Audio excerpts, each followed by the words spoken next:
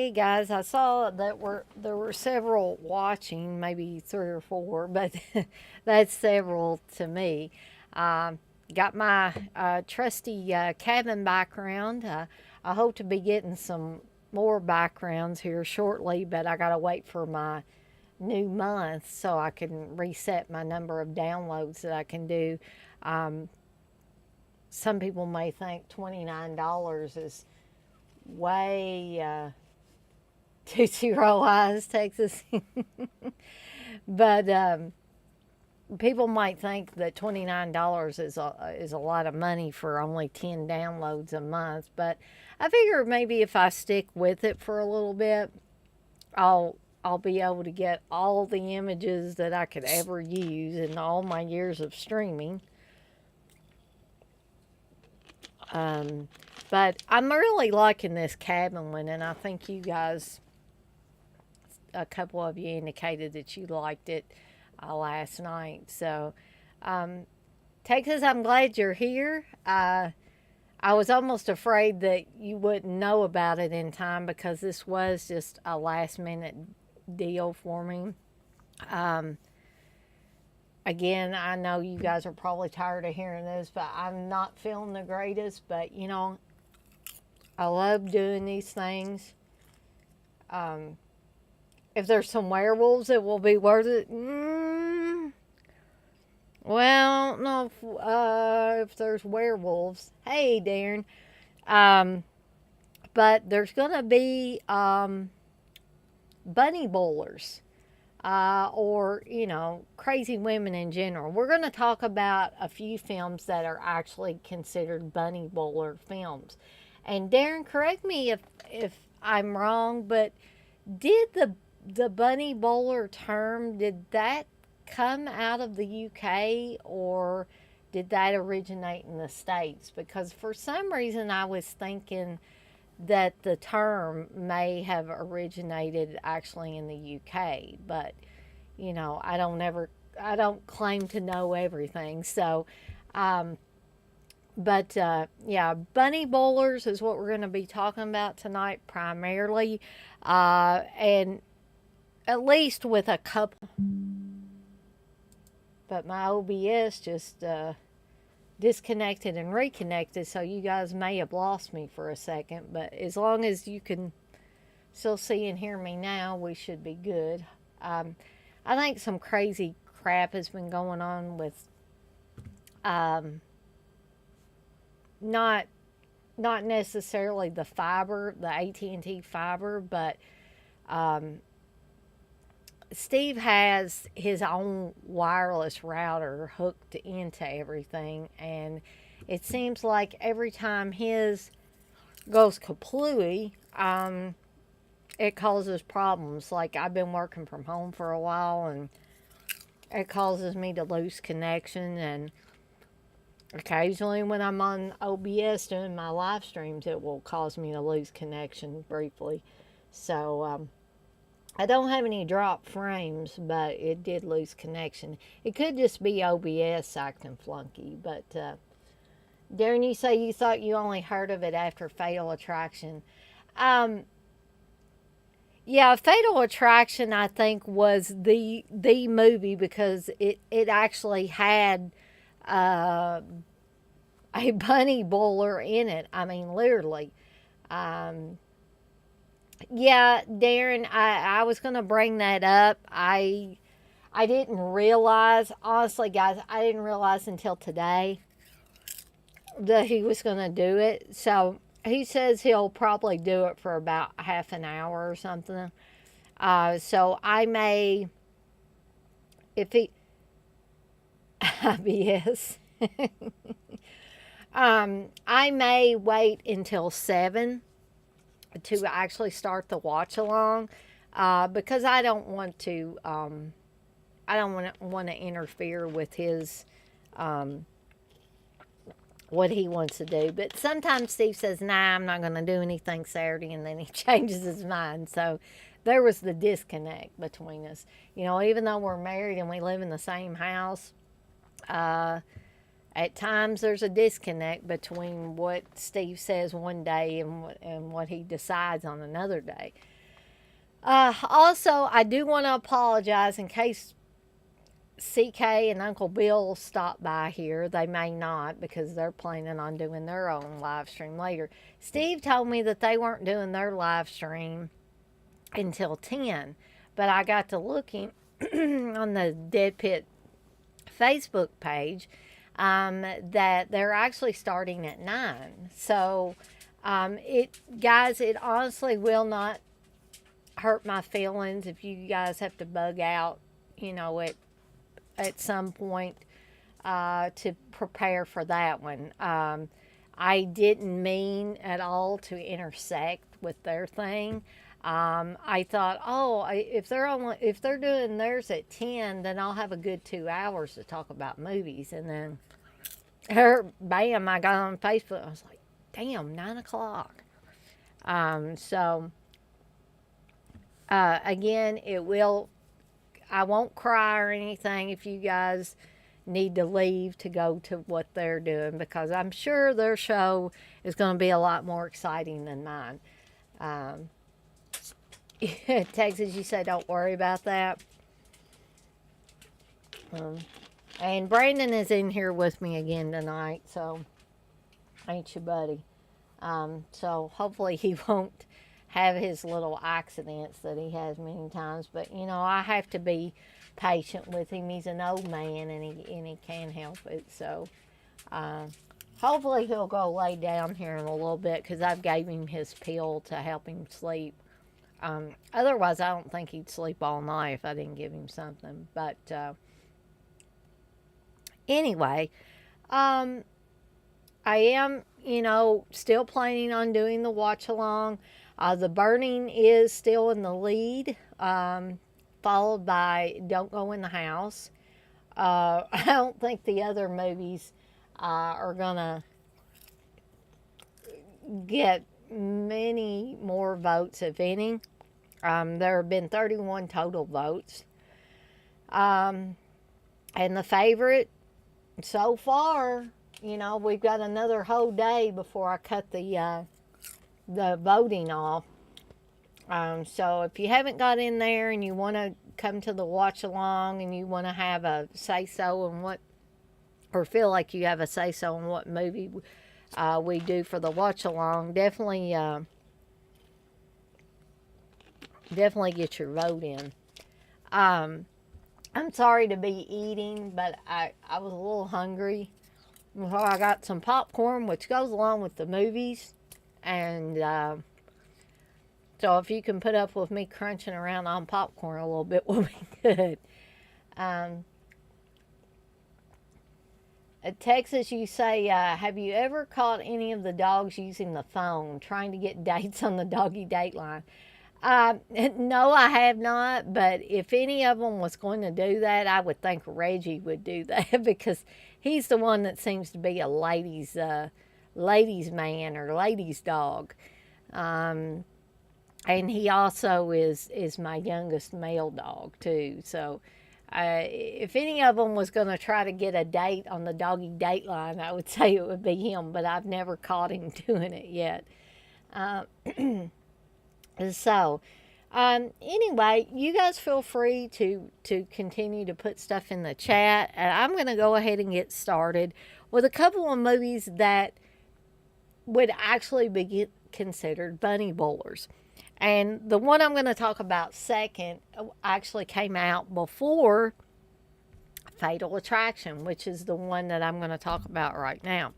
And with this stream, I tried to pick movies that I either haven't talked about a lot or at all, or it's been a while since I've talked about them, just so that you guys won't think I'm just repeating myself constantly.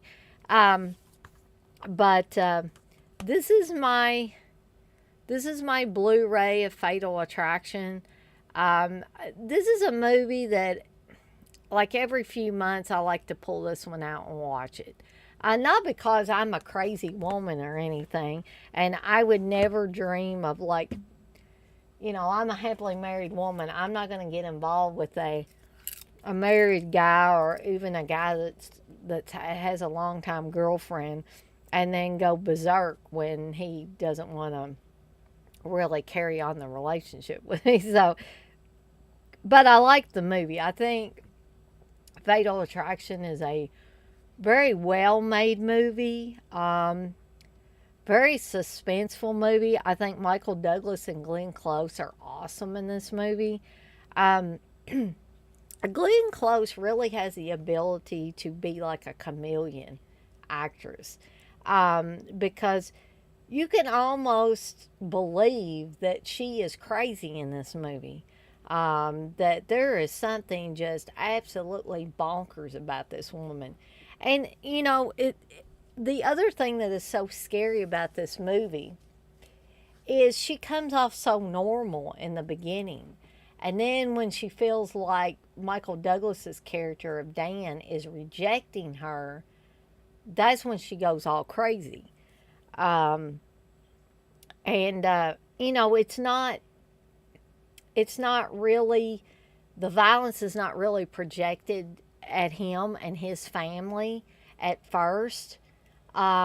It actually, she turns inward on herself and tries to commit suicide when Dan says that he's going to leave, or he's got to go back to his house. Darren, you say there's one scene in Fatal Attraction that's straight out of Friday the 13th. She plays a great psycho. Yeah. I mean, Glenn Close, like I said, she's very versatile. She's very chameleon like. I don't know how many of you guys in here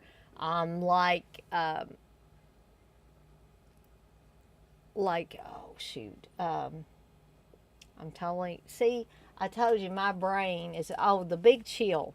I was trying to think. Begins with a B, begins with a B. I don't know how many of you like The Big Chill. Um, that isn't even a movie that has characters from my generation, and I love that movie.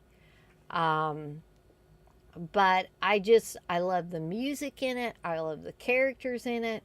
And Glenn Close plays a very nice, relatively well adjusted woman in The Big Chill.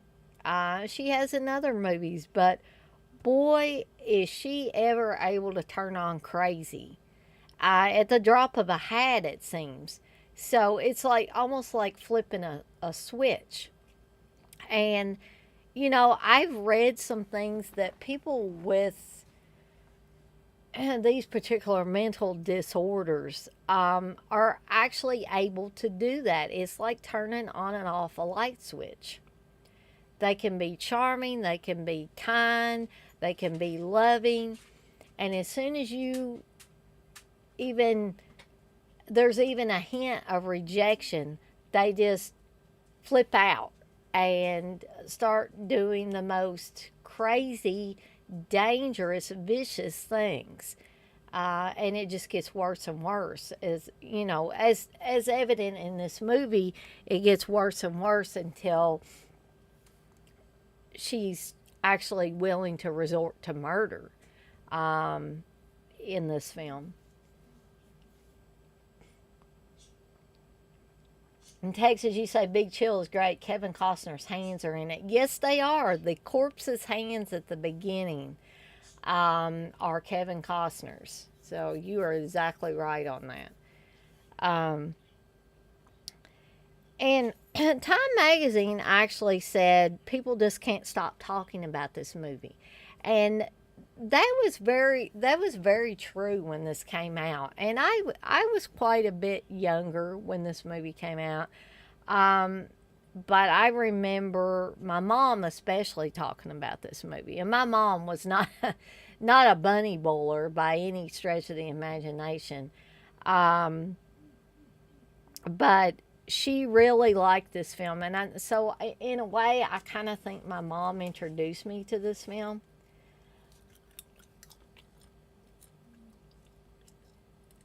Um, Actually, I'm going to talk about The Hand That Rocks the Cradle briefly, Darren, but that's not the other quote unquote Bunny Bowler film I'm going to talk about in depth. Um, but I'm hoping that you will like my choice. I'm going to actually talk about, in between these, I'm actually going to talk about some honorable mention uh, movies, and The Hand That Rocks the Cradle is one. Single White Female is one. Um, but, you know, there are so many movies that have berserk women in them that it would probably be impossible for me to cover them all in just a couple of hours or whatever. So, you know, maybe this could be another one that I could do a part two to. So, oh, that is cool, Darren, that you got the Fatal Attraction one sheet poster. I don't have that. But, you know, I think it's great that you guys like to watch Fatal Attraction and you think it's a great film and has merit and everything, because this is not a film that I could get Steve to watch.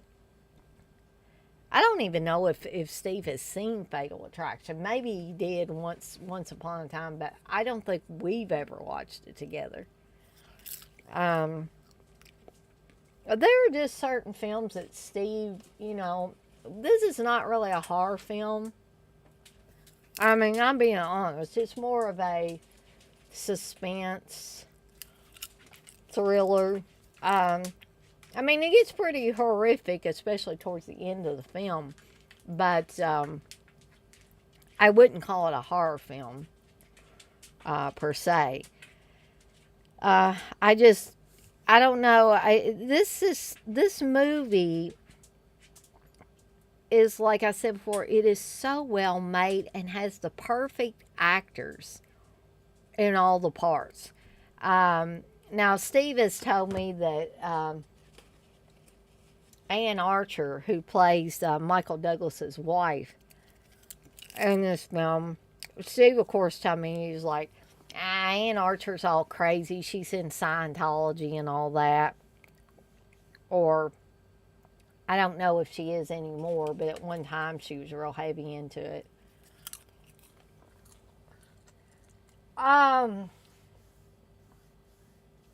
Texas, you say, did you ever see Breaking Away? Not a horror film, but one of my favorite coming of age films.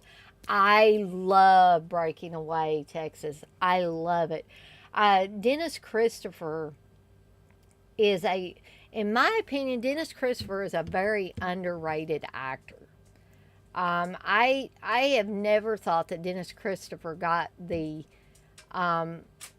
credit that he should have gotten for his acting ability. Even in the miniseries It, which had like basically 7 main characters in it, so it was hard to like give them all their day in the sun, so to speak. But even in that, Dennis Christopher stands out. He is just an incredible actor, and even though Fade to Black, he's great in that too. But I have tried more than once to watch Fade to Black, and it's just it's not Dennis Christopher's fault. It's just a very, in my opinion, slow film. But again, Dennis Christopher still shines in it as the very disturbed movie fan in it. And X-Ray, you say Misery or Fatal Attraction, which had the crazier bitch? I would, you know, I love Misery, and I started to talk about it tonight too. But I feel like I've talked about it too recent, so maybe I should wait to do that. Um, but I love it. I love Kathy Bates as the Annie Wilkes character. I think she's perfect for that. But I would still have to say that Glenn Close beats Kathy Bates's character of Annie Wilkes out by a very small margin, but still beats her out just a little bit in the crazy department. And Takes, as you say, absolutely right. I'm assuming about what I said about Breaking Away and Dennis Christopher. Darren, you say it's refreshing to see me covering Fatal Attraction as no one really references it anymore. At the time of the release, this film was huge. The three lead actors are all superb. Yes, and I'm glad that you said that, Darren, because I did, when I was trying to, my first thought was to do something on vampire films. And then I thought, saw Fatal Attraction sitting on my shelf, and I was like, why don't I just do a Women Gone Berserk, Bunny Bowler edition? I think that would be really interesting. I think it's been a long time since I actually talked about Fatal Attraction. But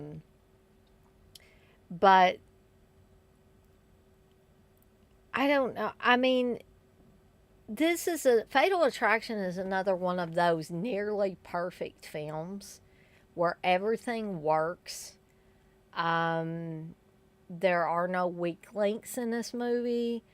The pacing is great. I mean, this is a 119-minute movie. It's a minute shy of 2 hours. And so Glenn Close and Michael Douglas pretty much carry this movie, with Ann Archer supporting that bond as well. I know Steve said that Ann Archer was all crazy and into Scientology and everything, but that doesn't take away from the fact that she is an incredible actress in her own right. And without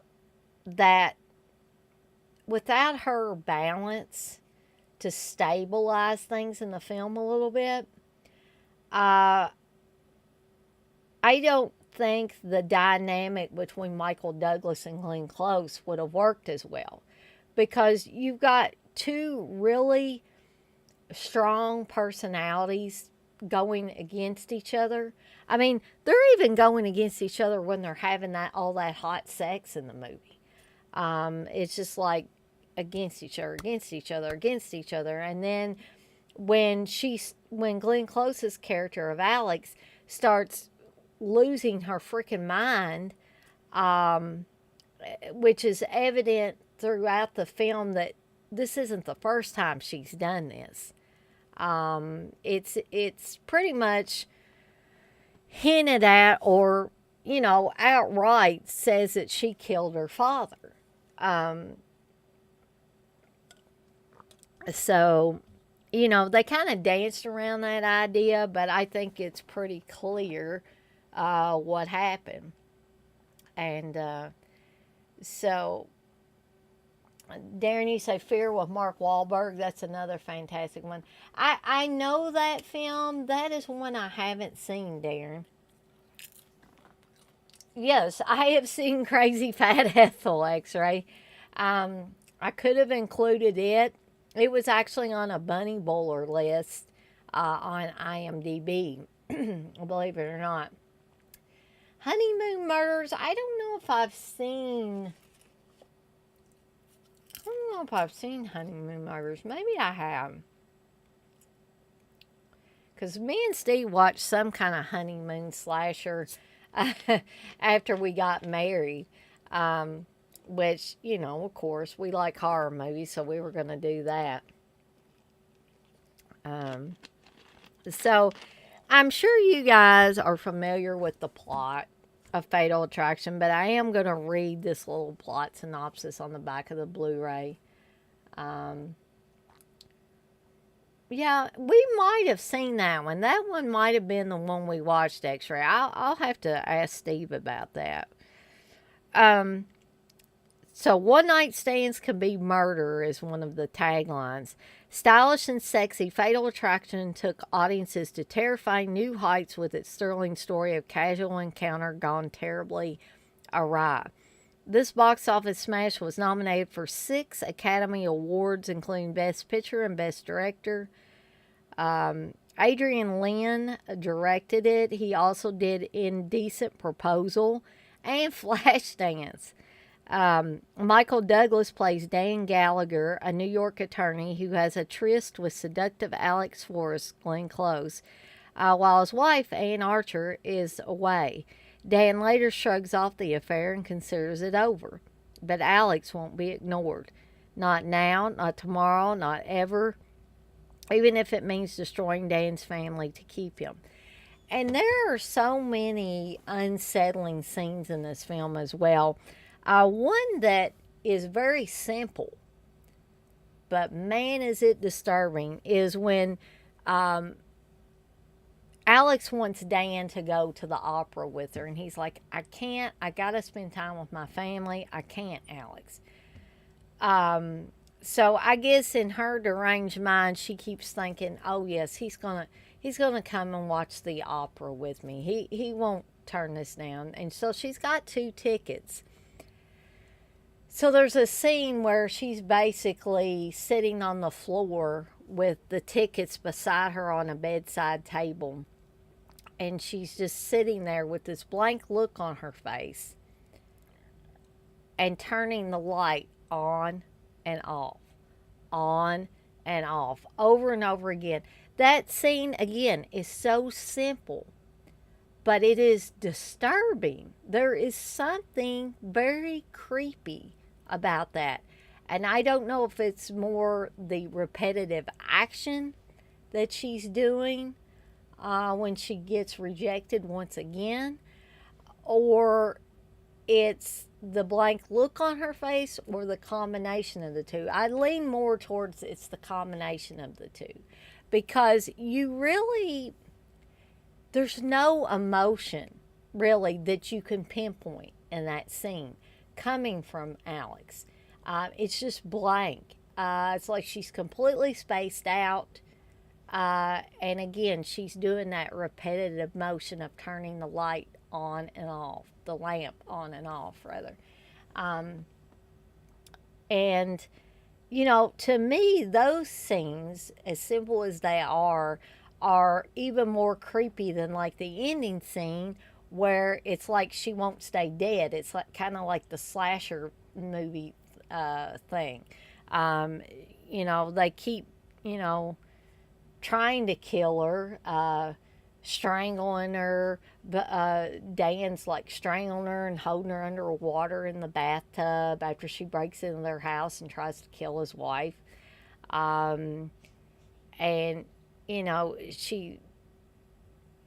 she doesn't die then. The first time you watch it, you think, yeah, well, maybe she's dead, because the bubbles stop coming out of her nose and everything. But for those of us that have seen a lot of slasher movies, like the Friday the 13th, the Halloweens, all of that, a light switch kind of goes on in your head that, yeah, I don't think she's dead. And sure enough, she springs up out of that bathtub, and then Ann Archer shoots her and kills her at that time.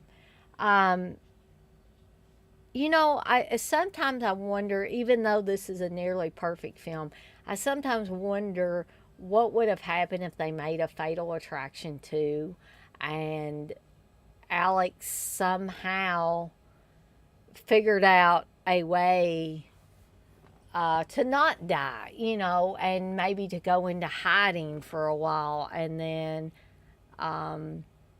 either comes back and tries to hurt Dan and his family again, or she tries to get involved with another man, another married man.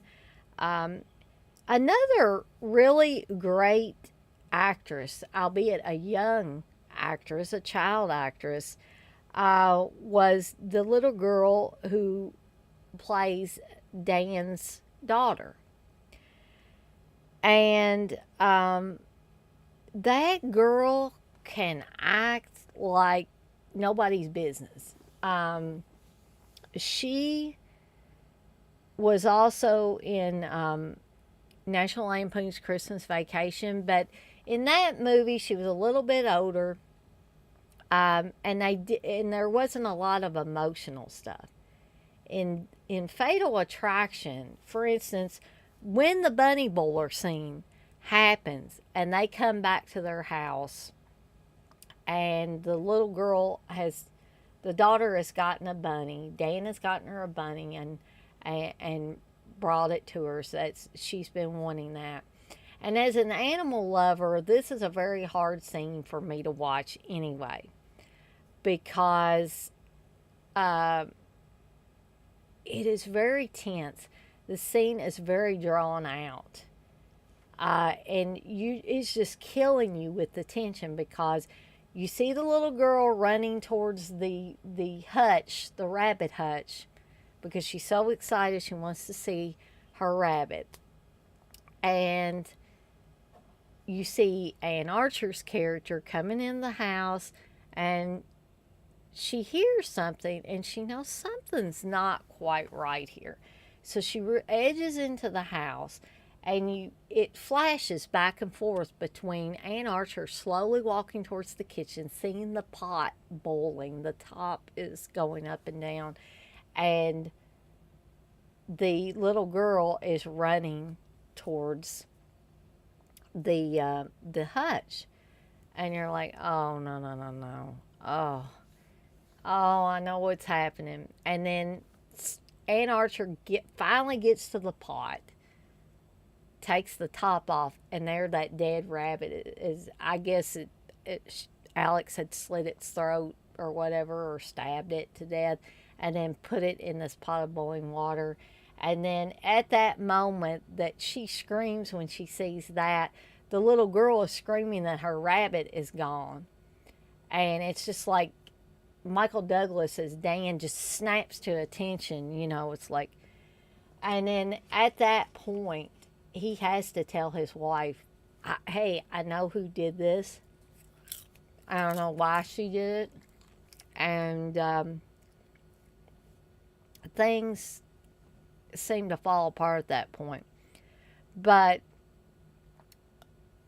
the little girl, when she cries, I don't know if they talked to her about thinking about a time in her life, maybe when she lost a pet died or whatever.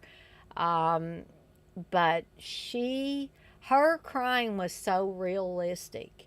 And even the hitching she does, like that, is just absolutely amazing. It made me want to cry watching her. And there are a few child actors that can do that.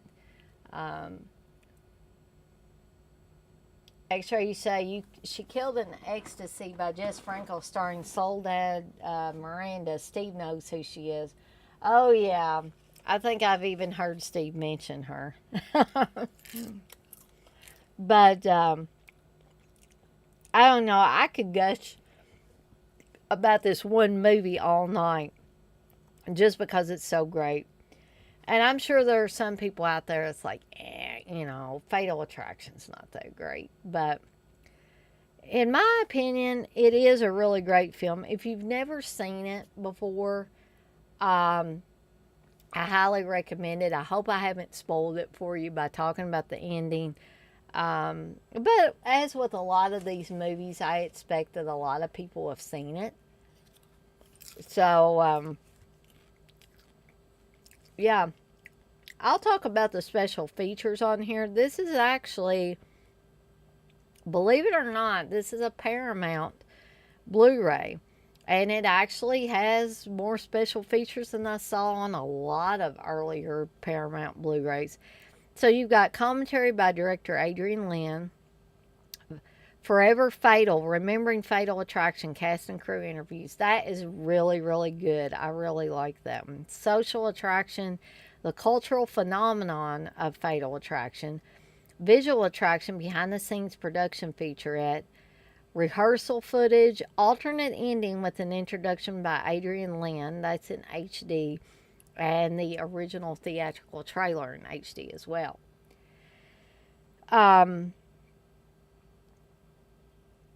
This came out in 1987. Like I said, it's like just a minute shy of 2 hours, but it doesn't feel like it, because that's a testament of how great a film it is. If it was a terrible film, this would definitely feel like 2+ hours. So I highly recommend it. Especially if you've never seen it before. I really, really encourage you to seek it out and watch it. And I don't believe there's a 4K out of this, but you better believe if they put out a 4K, I'm going to get it. Because this movie looks amazing in Blu-ray, but I think it could look even more amazing in 4K. Yeah, I agree with you, X-Ray, that Adrian Lynn made some really pretty looking movies. Very stylish, very atmospheric. So, anyway, that's Fatal Attraction. Highly, highly recommend. So, you may be wondering what the next one that I'm going to talk about is, because as Darren mentioned, he was thinking maybe I would talk about The Hand That Rocks the Cradle, which is an awesome film. And I am going to talk about it briefly, like a honorable mention type of thing. And I'll be honest, guys, a lot of these movies that fit into that Bunny Bowler or Berserk Women subgenre, I guess, I don't have on Blu-ray. And I was kind of too lazy to go to the very back room and go pull out My Hand That Rocks the Cradle and Single White Female and stuff like that. So I am going to talk about those, but I just don't have a visual with me at my desk right now. So the other bunny bowler type of movie that I wanted to talk about is Play Misty for Me, starring Clint Eastwood, and also directed by Clint Eastwood. I was pretty sure it was directed by him. I don't know, again, I don't know how many of you have seen Play Misty for Me.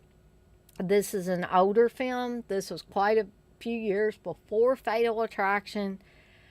But I can see where they got some, I'm not saying that Fatal Attraction stole from Play Misty for Me, but the idea of the batshit crazy woman who gets a fixation on a guy and then when she's rejected, loses her mind and tries to kill the man and everybody around him. That started pretty much with this movie. This movie came out in 1971. It is 102 minutes, so it's a little bit less of a running time than Fatal Attraction. It has Jessica Walter is on it, Donna Mills is on it, John Larch, and of course Clint Eastwood. And Clint Eastwood plays a disc jockey. For those of you that remember when disc jockeys were like really big. And there's a woman played by Jessica Walters who calls in to his show he does on the radio. He does like a jazz show. And she calls, I don't think she calls every night, but quite often. And when she calls, she says, "Play Misty for me." And so he does. But he stops at a local bar one evening after work. And Jessica Walters is there. I don't think she was ever waiting for a guy. She just knew where Clint Eastwood would go after work because she'd basically been stalking the guy for a while. She had her eye on him. And So she puts on this, or she tells this story, or weaves this story about getting stood up by her date, just to get in with Clint Eastwood, um, and so she comes up to him, tells her tale of woe, and the next thing you know, her and Clint Eastwood, or Dave Garver was the character's name in the movie, and Jessica Walter is Evelyn. So the next thing you know, Evelyn and Dave are spending the night together, and then of course after that one night stand, Dave thinks it's over with. That he can go back to his girlfriend, played by Donna Mills. Um, and so, he literally thinks this is a one night stand. I can go back to my girlfriend and never have to see Evelyn ever again. Um, but Evelyn's not quite ready to let him go. And she, loses it quite quickly, just the same way that Glenn Close did in Fatal Attraction. Um, so, Jessica Walters has played a lot of different parts, but again, she is a chameleon actress. She was perfect for this role. I think, some people might disagree with me, but I think Clint Eastwood was perfect for the role. Donna Mills is perfect as Toby, the long-suffering girlfriend of Dave Garver. Um, and I see so many parallels between Play Misty for Me and Fatal Attraction. Um, Again, I'm not saying it ripped, Fatal Attraction ripped Play Misty for Me off. I'm just saying, if you watch Play Misty for Me and Fatal Attraction back to back, I guarantee you will see similarities in the two storylines, and the way that the psychotic woman is portrayed. Darren, you say I only saw Single White Female a year or two ago. It blew me away. Love Jennifer Jason Leigh. Play Misty for Me is another fantastic film. Some great performances all around. Completely agree, Darren. And I love Jennifer Jason Leigh as well. I think Jennifer Jason Leigh is an incredible actress, um, who I don't see doing much anymore. I think the last thing I saw her in was one of those crappy Amityville sequels. And, I just think that was a total waste of Jennifer Jason Leigh's talents.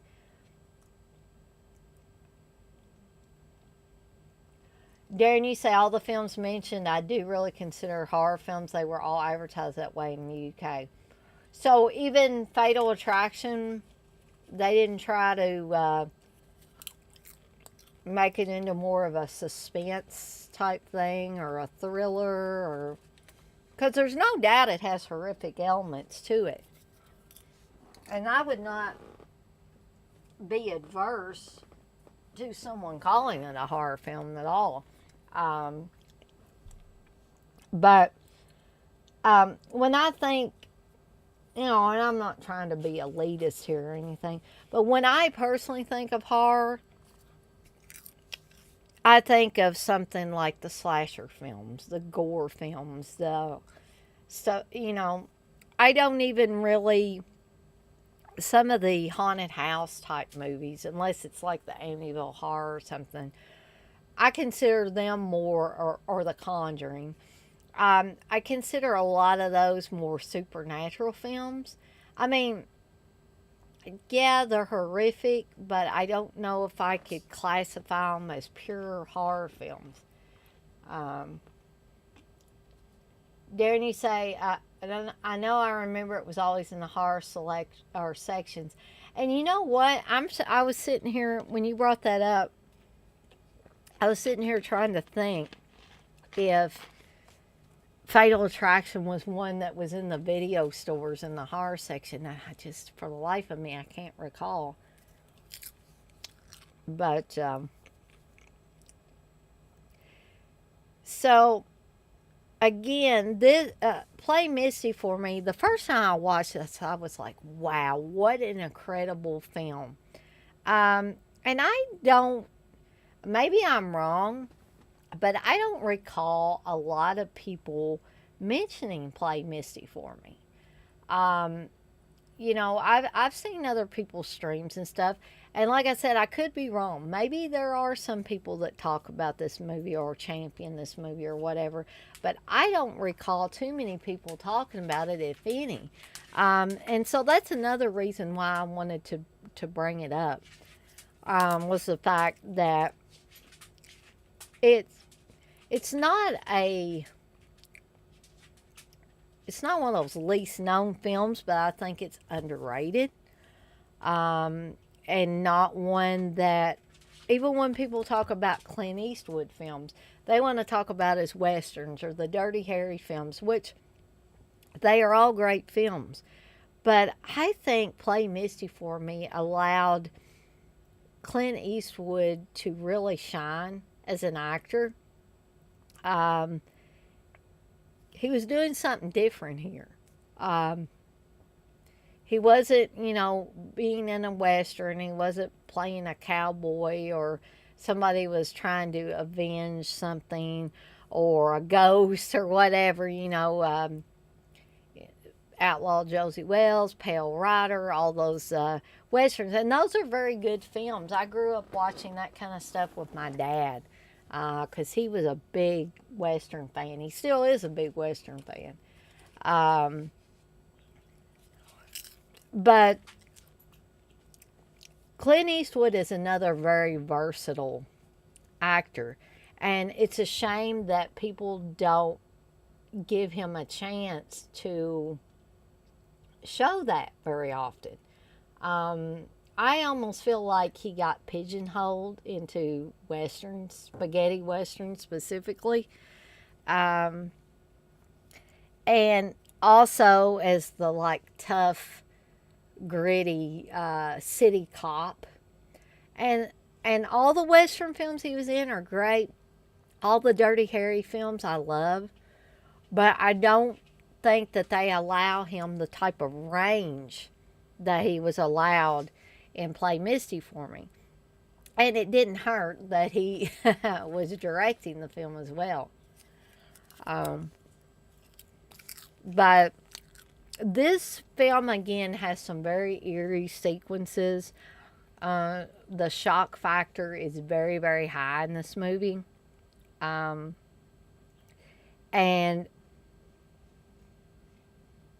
although Fatal Attraction and Play Misty for me are very similar in a lot of aspects, they each stand out on their own too as excuse me, great films that really let an actor shine. They really let the actors show what they're made of. They can show their stuff in this film.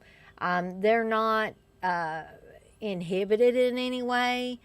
Sometimes I feel like with some films, they just move actors and actresses around like pieces on a chessboard.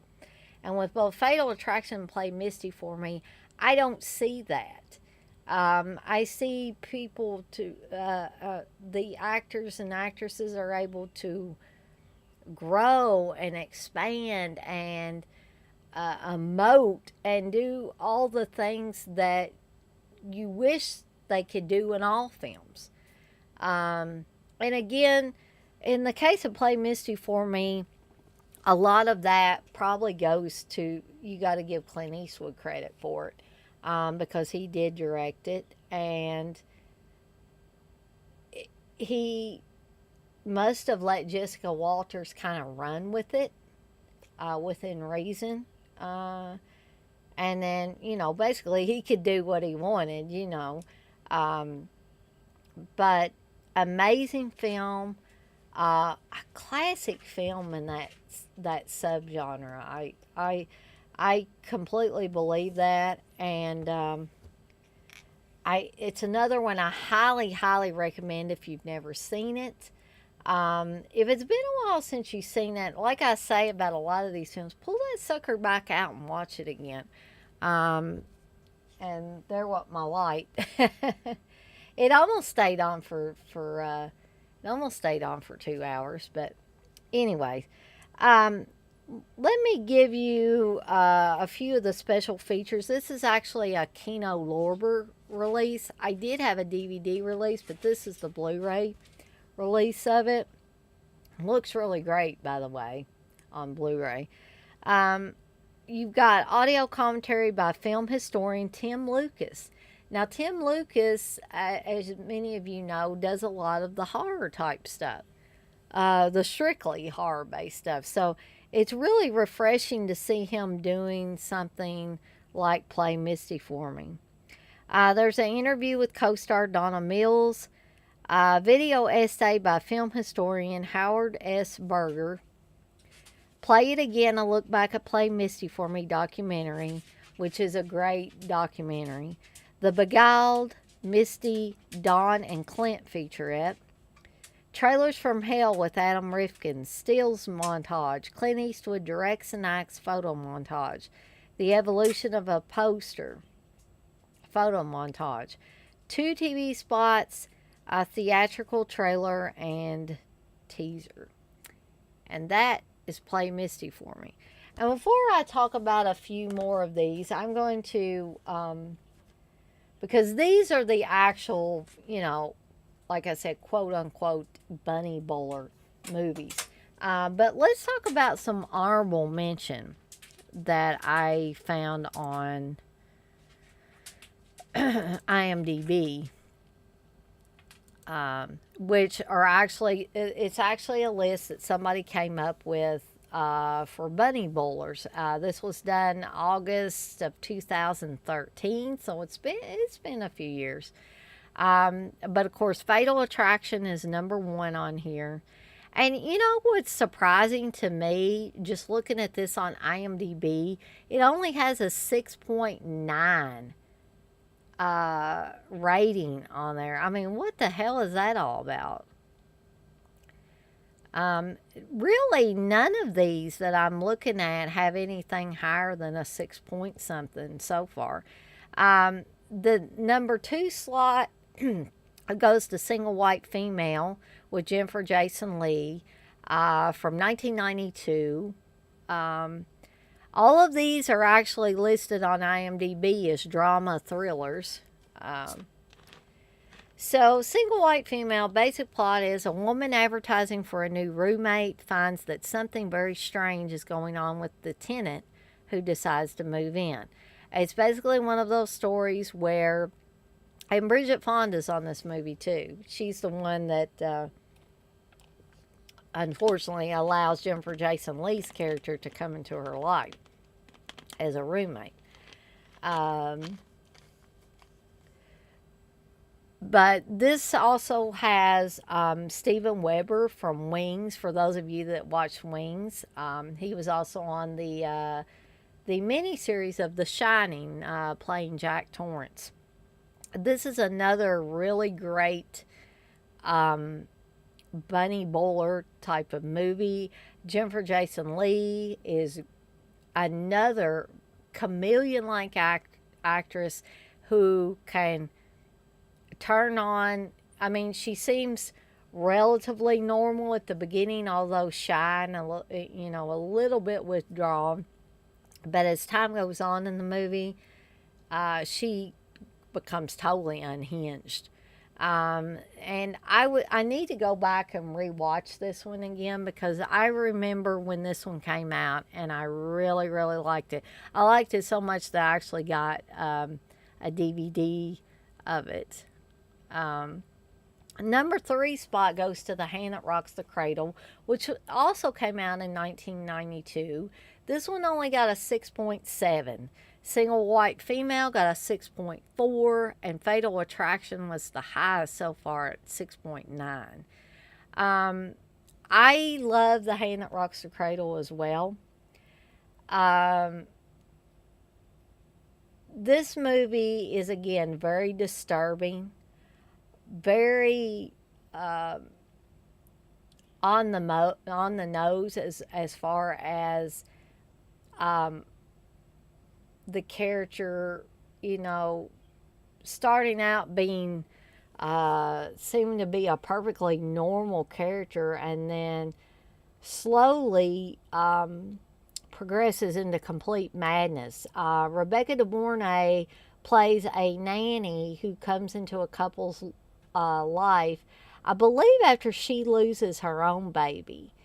So there is a very disturbing scene in The Hand That Rocks the Cradle where she is actually pumping milk from her breast to feed to this other woman's baby, which I can't really pinpoint exactly why it's so disturbing, but just that whole scene.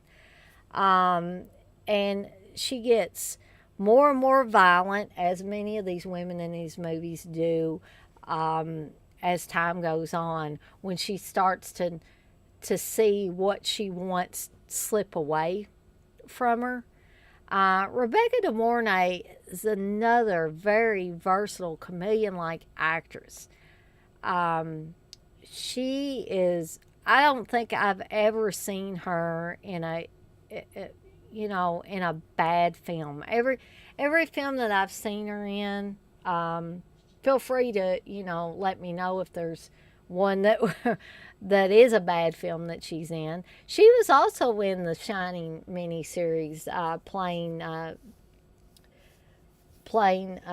Wendy Torrance. And actually, I've said this before, I'll say it again. I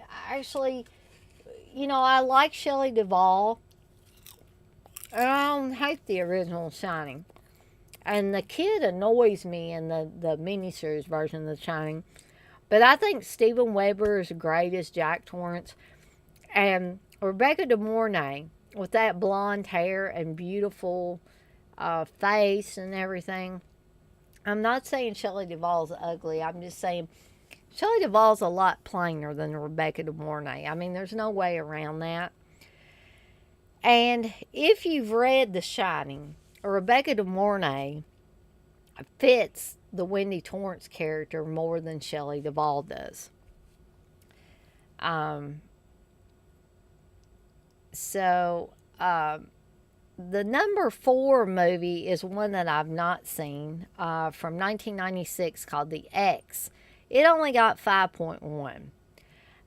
The basic plot of it, this is directed by Mark L. Lester.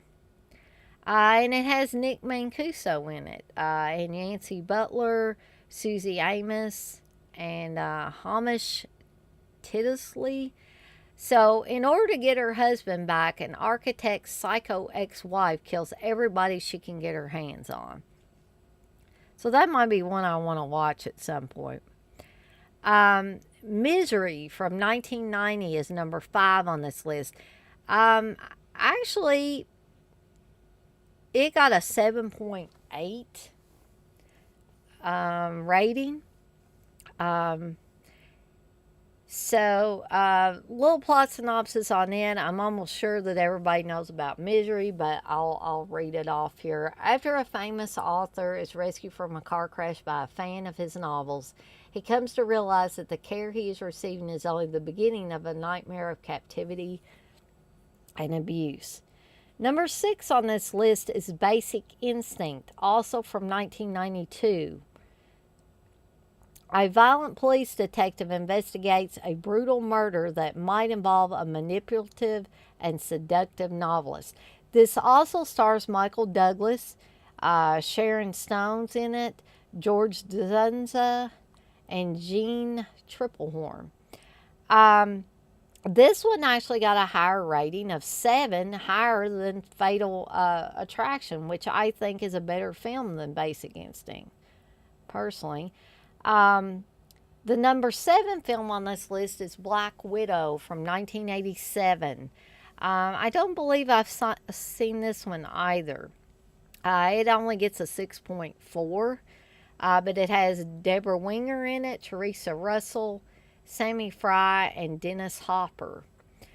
A federal investigator tracks down a gold-digging woman who moves from husband to husband to kill them and collect the inheritance.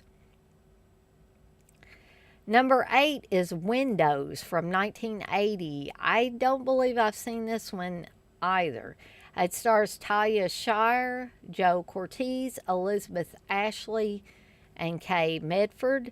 This one only got a 4.7. A homicidal woman in New York City spies on her shy, mousy neighbor with a telescope and tape recorder and has her frightened by a knife-brandishing brute. But even though it gets a low score, I don't really pay attention to those ratings, really. I'd almost want to see this one. Number 9 is Serial Mom from 1994, directed by John Waters. I remember really liking this film. I don't know if I would consider it really so much a bunny bowler film or not, but it's on this list. She's the perfect all-American parent, a great cook and homemaker, a devoted recycler, and a woman who'll literally kill to keep her children happy. This stars Kathleen Turner, Sam Waterston, Ricky Lake, and yes, Matthew Lillard. A little bit before he was in Scream. And number 10 is Criminally Insane from 1975, which amazingly gets a 5.4 rating. And a beast woman recently released from an insane asylum kills anyone who attempts to get her to stop eating. This one stars Priscilla Allen, Michael Flood, Jane Lambert, and Robert Copple. And don't worry if you haven't heard of any of those people. But, let's see.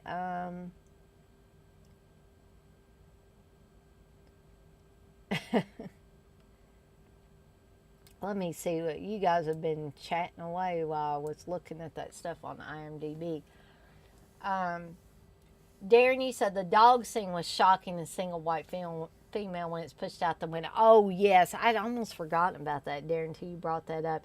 And like I've said before, any simulated violence in a film towards animals really makes me react and cringe and all that, because I am an animal lover. Actually, you say Rebecca De Mornay. Yeah, for a lot of guys, I'm sure that Rebecca De Mornay does make them horny. Darren, you say she was in the Mother's Day remake. That film was bad. See, I don't even think I watched the Mother's Day remake. So, you're saying Rebecca De Mornay was in that? Well, I'm glad I didn't watch that. Texas, you say, Shelley Duvall is great in Popeye, and I hate that movie.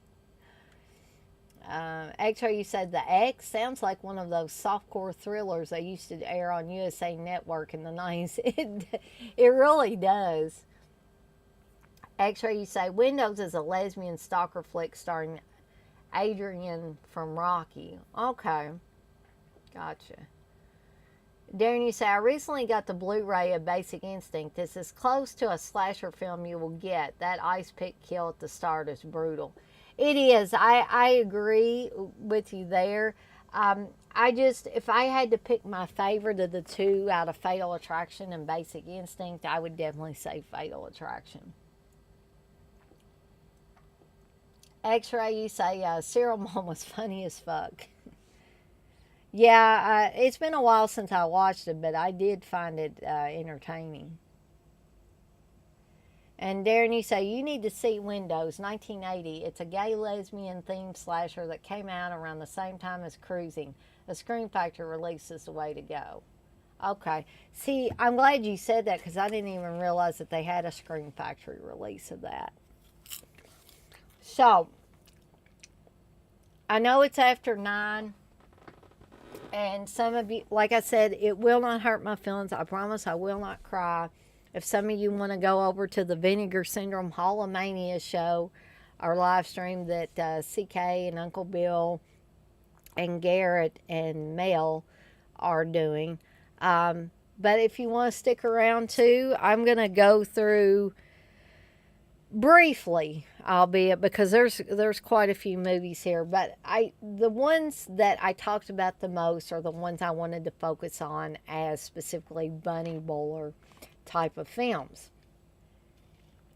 These last few that I'm going to talk about, you may agree or disagree with me on them as far as Women Go Berserk films, but I did want to, cover them briefly before I get off of here. But it is going to be very brief. I'm not going to go nearly as in depth as I did with these other films. Just a word of warning. Darren, you say he'll catch up to the Dead Pit stream tomorrow. Ooh, Wesley Vance is going to kill me because I might be keeping some people from going to his their stream. But anyway, I'm going to go through these briefly, and then it's probably going to be time for me to get off here for the night and try to get some rest for the last day of the work week, which is tomorrow for me. So I wanted to talk a little bit about Curtains. This is a Canadian slasher film. But boy, this film really works. I mean, the one scene where Leslie Donaldson's character gets killed while ice skating. That mask that the killer has on in a lot of the scenes is one of the most disturbing masks I've ever seen in a movie.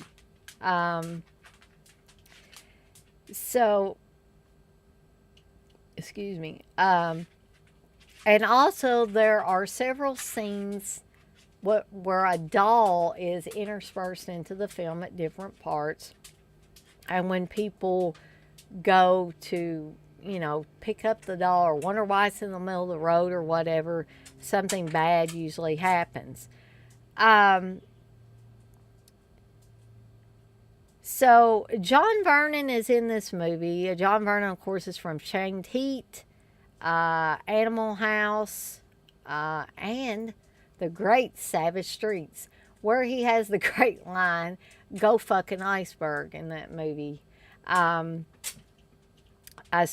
Eggar from The Brood and The Exterminator is in this movie as well. Texas, you say Fatal Attraction 2 with old Curly Jaws, Pauly Shore, and Kate Beckinsale. Oh my. Star in this horror classic in the from the golden age of the slasher genre. So a group of women gather for a weekend, a casting call at the secluded mansion of director John Stryker, played by John Vernon. He's searching for the perfect woman to play the role of the crazed character Audra. And these women are just dying for the chance to play her. Literally.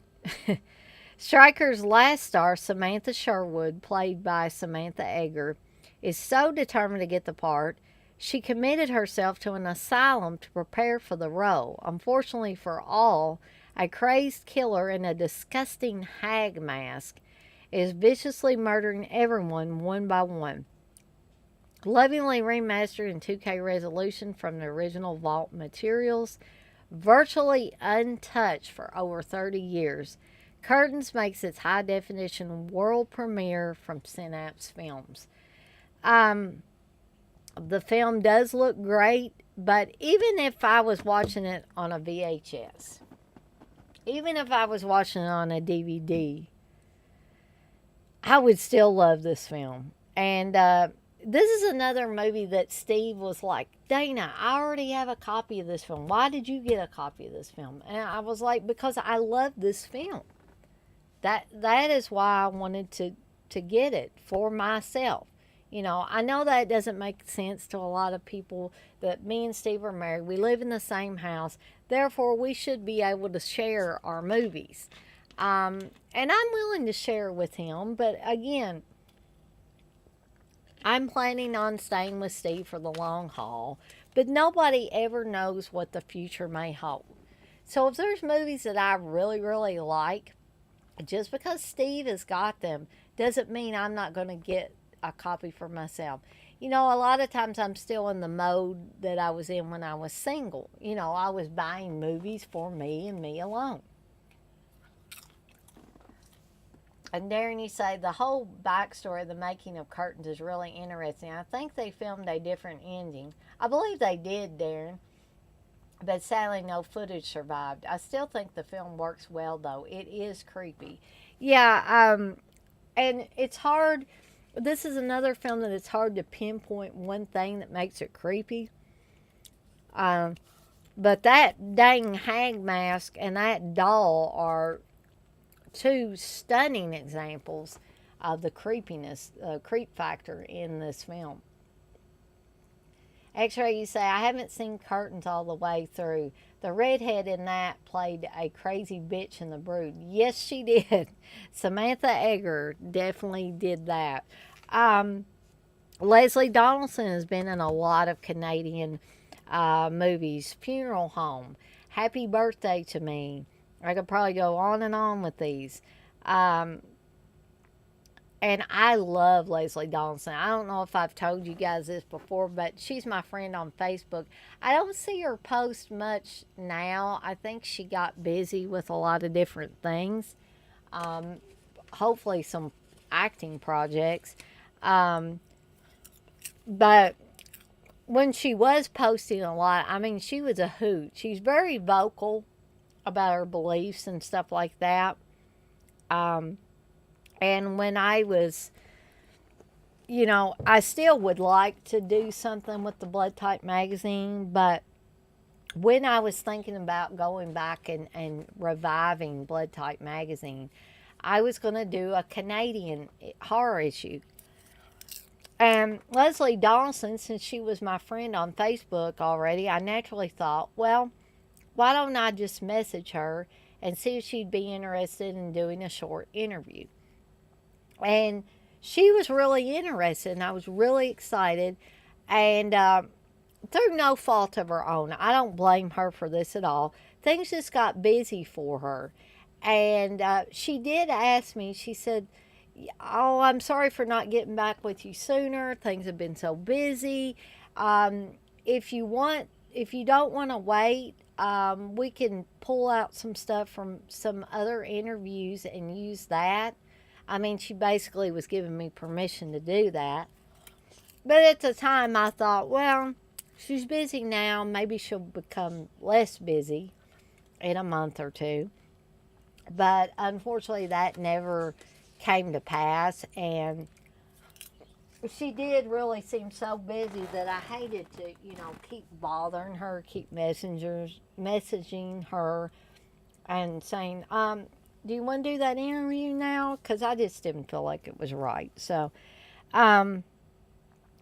anyway, but she is a really cool person. Somebody else that's in this movie is Lynn Griffin from Black Christmas.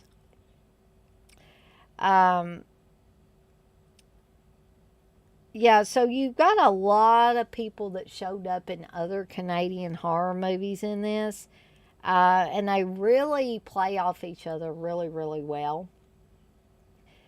And this movie came out in 1983. It's only 90 minutes long, so it's about average length. This was produced by Peter R. Simpson, who also produced Prom Night, another Canadian horror movie. The screenplay was by Robert Guzza Jr., who also did the screenplay for Prom Night. So you've got a lot of people behind the scenes from Prom Night that worked on this. And the executive producer was Richard Simpson, who is Peter Simpson's brother. And the original music was done by Paul Jaja, who, as you know, did a lot of music for a lot of different Canadian horror films. Both him and Carl Zittrer kind of split the difference, I guess, with these Canadian horror films. X-Ray, you said there's like 10 Canadian actors that exist. They all work in every Canadian movie. Yeah, it definitely seems like that. So, a little bit about the special features in this. You get a brand new 2K high definition transfer from the original vault materials, 5.1 surround, remix specifically created for this release. The Ultimate Nightmare, The Making of Curtains, an all-new 2014 retrospective featuring interviews with director Richard Kalpa. I'm probably totally massacring that guy's name. Stars Leslie Donaldson and Lynn Griffin. Editor Michael McLeverty. Special makeup effects creator Greg Canham.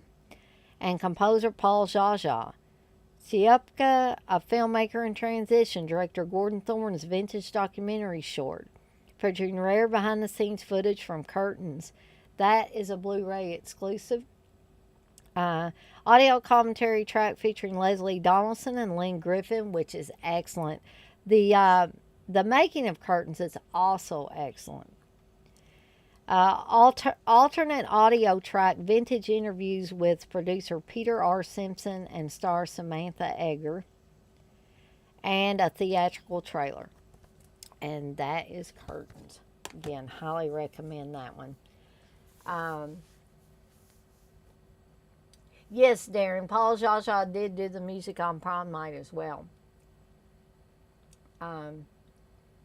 Hey, John, you say, sup, Paul, watching both streams and Big Brother with Becca, so in and out. I saw this title and was like, what the? You say Bunny Buller, hell yeah. Yeah, I thought that might pique some people's interest if I did that. At first I was going to do my favorite vampire films, but then I thought, why don't I just do a Bunny Bowler stream? That's something that I haven't done yet. John, you say Fatal Attraction is terrifying. Michael Douglas and Glenn Close make it work. Glenn Close is so good that she just sells crazy well. She definitely does, John. It's just a near, like I said earlier, it's a near perfect film, in my opinion. Probably about as close to perfect as you're going to get. Okay. So, the next film, I'm going to have to talk about the end of it. So, if you have not seen Wes Craven's Deadly Blessing, you might want to go away or go watch The Hall of Mania stream for a little bit while I talk about this. Because the reason why I'm going to have to talk about the end of it is because the killer in the movie turns out to kind of sort of be a woman. So, and John, you said Play Misty for me is a great crazy girl movie. Yeah. John, did you see the similarities between Play Misty for Me and Fatal Attraction, which came out in 1987, while Play Misty came out in 1971? John, you say, oh, nice, Deadly Blessing. That's a fun one. The ending is surprising given the build-up. Yeah, I mean, the first time I saw this movie, I had no clue who the killer could be. I mean, you kind of think, you know, when you've seen as many horror films as we have seen, you kind of expect that it's not one of the Hittites. That would be too easy, wouldn't it? And you've got the great Michael Berryman in this, who obviously was not going to be the killer. I mean, we've seen him be a killer, like in The Hills Have Eyes, but I knew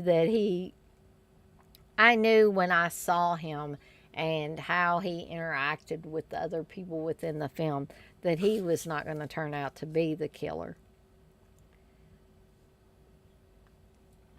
Darren, you say it's been ages since I saw Deadly Blessing. It's rumored Sharon Stone was having an affair with Wes Craven's wife on set.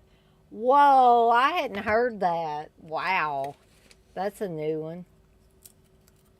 A new one for me. I had definitely not heard that story. But I guess if you're a woman, you're going to have an affair with another woman. Sharon Stone would definitely be somebody that you would consider, I guess. So I thought at first when I was reading it that you were going to say that Sharon Stone was having an affair with Wes Craven. So let's read a little, or I'll read a little bit of the plot synopsis for you. When a former member of a religious cult dies in a mysterious accident, his wife Martha, played by Maren Jensen of Battlestar Galactica, who now lives alone and close to the cult's church, begins to fear for her life and the lives of her visiting friends, Susan Buckner, Sharon Stone. Strange and deadly events begin to happen. Could she be the target of the evil cult and its fanatical leader, Isaiah, played expertly by Ernest Borgnine? Directed by Wes Craven, Scream and A Nightmare on Elm Street, and starring Jeff East from Pumpkinhead, Lisa Hartman, The 17th Bride, and Michael Berryman, The Hills Have Eyes, this consistently terrifying film delivers unpredictable plot twists and visual shocks galore. And it definitely does all that. And has some of the most beautiful women in this film. Maren Jensen, the brunette there, is absolutely, I think she's absolutely beautiful. She almost outshines Sharon Stone. And might even outshine Sharon Stone for me in this movie. Even Susan Buckner is a very attractive woman. And when you've got three, potentially the female leads of the film, and they're all three that gorgeous, it's, you're really taking a chance with that. But I really think that Wes Craven handled it very well. Gave all these girls enough screen time, and really let them shine in this movie, I think. But there are also, and I'm sure for those of you that have watched it, you will see the similarities in the booby trap setups to A Nightmare on Elm Street, when Nancy is getting ready to go up against Freddy, and she's read this book on booby traps. And so you see a lot of the same kind of setups.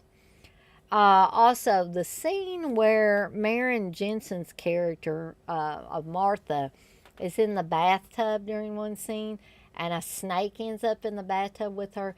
The way that is filmed is very, very similar to Heather Langenkamp as Nancy in the bathtub when she gets pulled under by Freddy. That whole shot kind of between the legs and stuff, the way it's filmed, that is, to me, that's a Craven hallmark pretty much. Let's see. And John, you say, I think it holds up well, Darren. It's got the guy in it that played young Clark Kent in Superman 78. And John, you say Annie was in Pumpkinhead, I think. Yeah, you guys are talking about Jeff East there. Darren, you say, John, I will definitely revisit again soon. Thanks. So, Darren, if you have no objections, I'm going to talk about the killer in this. So you have a lot of red herrings in this, but wow, whenever the reveal happens, and the killer turns out to be Lisa Hartman, Lisa Hartman's character. But there was something that I was never actually, and maybe you guys can refresh my memory. Maybe I missed something or I'm forgetting something. But Lisa Hartman's character, her mother, is basically trying to protect her because she, I believe Lisa Hartman's character is transsexual. She looks like a boy from like here up. She doesn't have any boobs or anything, so it's kind of shocking when the shirt is ripped open and there's there's no breast. But I was thinking that she was like transsexual. She didn't have the female breast, but I thought maybe she had a vagina, so it wasn't like the sleepaway camp thing. Oh, well, thank you, Darren. Um, so that whole scene, I think, is really shocking and bizarre, and what I was getting at about, I can't fully remember if the mother admitted to doing some of the killing and then Lisa Hartman's character was doing some of the killing because she was in love with Martha. Um, so that's really what the whole thing was. Lisa Hartman's character was in love with Martha, and so she had to get rid of Martha's husband. And then she had to try to get rid of her friends. Um, but I will tell you, the most disturbing part of this film for me, because I'm terribly afraid of spiders. Snakes don't bother me, rats don't bother me, mice don't bother me. Even though I think cockroaches are nasty, they really don't bother me that much. Um, but spiders have always, I don't want them on me. I don't want to touch them. I'll look at tarantulas and stuff as long as they're in a terrarium and nobody's getting them out and putting them on me. And I'm fine with that. Um, Looking at them through glass. But the scene of which I'm talking about is when Sharon Stone's character has the nightmare that somebody is holding her mouth open and a huge spider drops into her mouth. It's just, oh, that is just so, ooh, cringy. Um, oh, yes, X-ray. High tension. That's one I could probably talk about maybe if I do a part 2 of this. Because, yeah, I had forgotten about that till you brought that up. Um, have I ever told you that Steve doesn't like high tension at all? Well, he likes it, but he doesn't like the ending. I think he said the ending ruined it for him.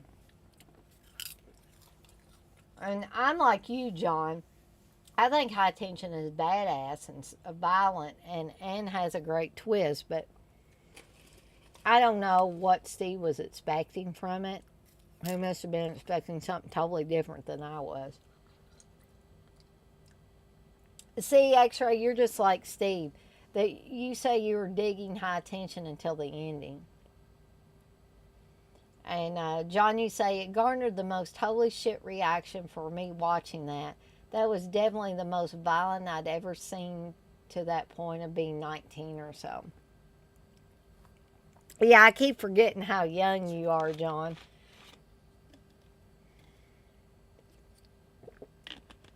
But, so this movie came out in 1981.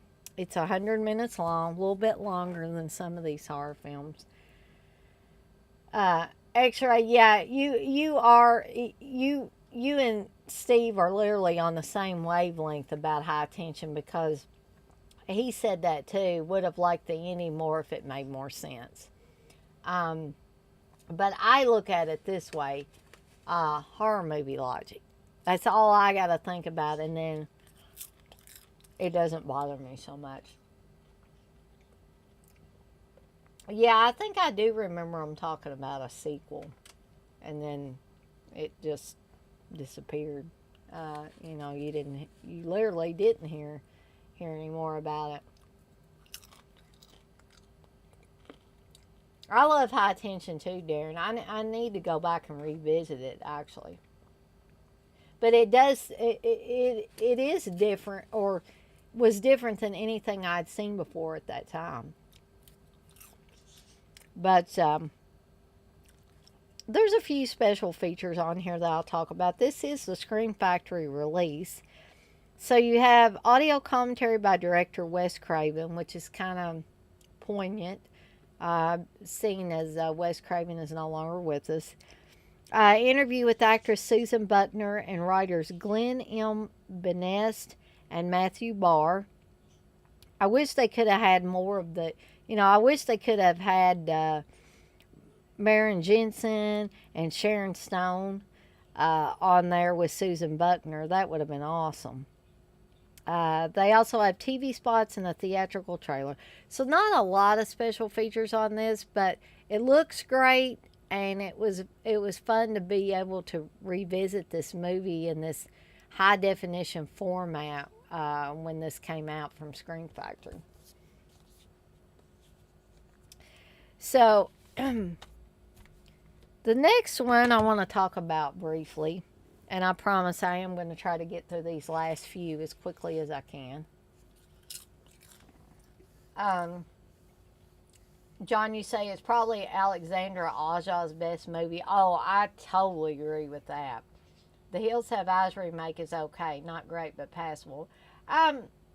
Yeah, but I can't imagine myself going back to the Hills Have Eyes remake too often. But I could see myself going back many times to High Tension.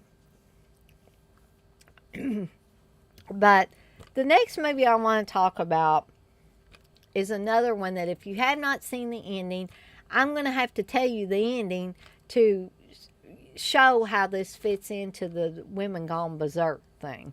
So that is Edge of the Axe, which is a Spanish horror film that I only discovered in the last year or so. I was like, where's this movie been hiding? And this is another movie that Steve doesn't much care for, but I love it. And I don't like too many Spanish horror films. Bloody Moon I like. Edge of the Axe I like. I want to say, isn't Cemetery of Terror, isn't that a Spanish horror film as well?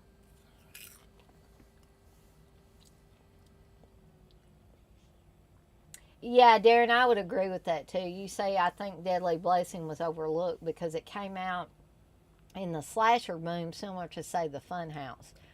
Yeah, and so people were probably like, what the hell is this? Give me my slashers back. But just to talk a little bit about Edge of the Axe, this is the Arrow release. Darren, I can't recall. Do you have Edge of the Axe? But again, I don't want to. If you have not seen Edge of the Axe and you think that you might want to, you might want to plug your ears or go away for a little bit while I talk about this movie, because I don't want to ruin it for anybody. So I'll give you a few seconds to step away in case you need to. And now I'm going to start talking about it. So, Edge of the Axe is from cult Spanish filmmaker Jose Ramon Larraz, who also did Vampires and Symptoms. Comes this long neglected late 80s slasher classic. finally unleashed on Blu-ray for the first time ever. Oh, excuse me. The rural community of Paddock County is being rocked by the crazed exploits of an axe-wielding psychopath who stalks the night in a black trench coat and mask. As the victims pile up, the authorities attempt to keep a lid on the situation, whilst computer whiz kid Gerald and girlfriend Lillian seek to unmask the killer before the town population reaches zero. Nominally set in Northern California but shot primarily in Madrid, giving the film an off-kilter transatlantic atmosphere akin to the likes of Pieces, Edge of the Axe. Pieces is another Spanish horror film that I like. Is a late entry hack and slash masterpiece from one of the titans of Spanish terror. This did pretty much come out at the tail end of when it came out in 1987. That was pretty much the tail end of the slasher era. So Darren, you say, yeah, I got the era release. We covered it on Eurocult. I enjoyed it. Oh, yeah, that's right, we did. We did. Darren, you say, I previously saw it on VHS. The Arrow presentation definitely makes it a better watch for sure. See, I don't know how in the world I missed this film. I mean, I watched Pieces and stuff like that, so I just don't know. I mean, it must have just slipped under the radar somehow, but I love this film. And this film also has one of the greatest kill scenes that beginning kill scenes that I've ever seen in a horror movie. And of course, the scene of which I'm speaking of is the car wash scene at the beginning, where the nurse is going through one of those automatic car washes, and the killer shows up and puts an axe through her. I can't really pinpoint why exactly I love that kill so much, but it just almost seems to come out of nowhere. The killer seems to come out of nowhere. That axe seems to come out of nowhere. You know, and so I even like it now that I know it's coming. But when I first saw it with Steve, I was like, holy crap. You know, this is great. When a movie opens with a ultimate bang like that, you know, or I feel like you know you're in for something special. So the girlfriend of Gerald, and Gerald's played by an actor named Barton Fawkes, and so Lily and his girlfriend is another one of these characters who starts out acting completely normal, maybe a little shy, and as time goes on, becomes stranger and stranger. And even and they may have done this to throw you off of who the killer actually was. Gerald even acts strangely throughout the film. Once he gets involved with Lillian, you see certain looks he gives and a certain way he reacts to Lillian that you wonder, okay, is he doing the killing? Is he killing these people off? But no, it turns out the killer is Lillian. And she talked about, she kept telling Gerald that she had a cousin, I believe, named Charlie. And when they were kids, he got a brain injury that caused psychosis. Evidently, Lillian was supposedly pushing him on the swing.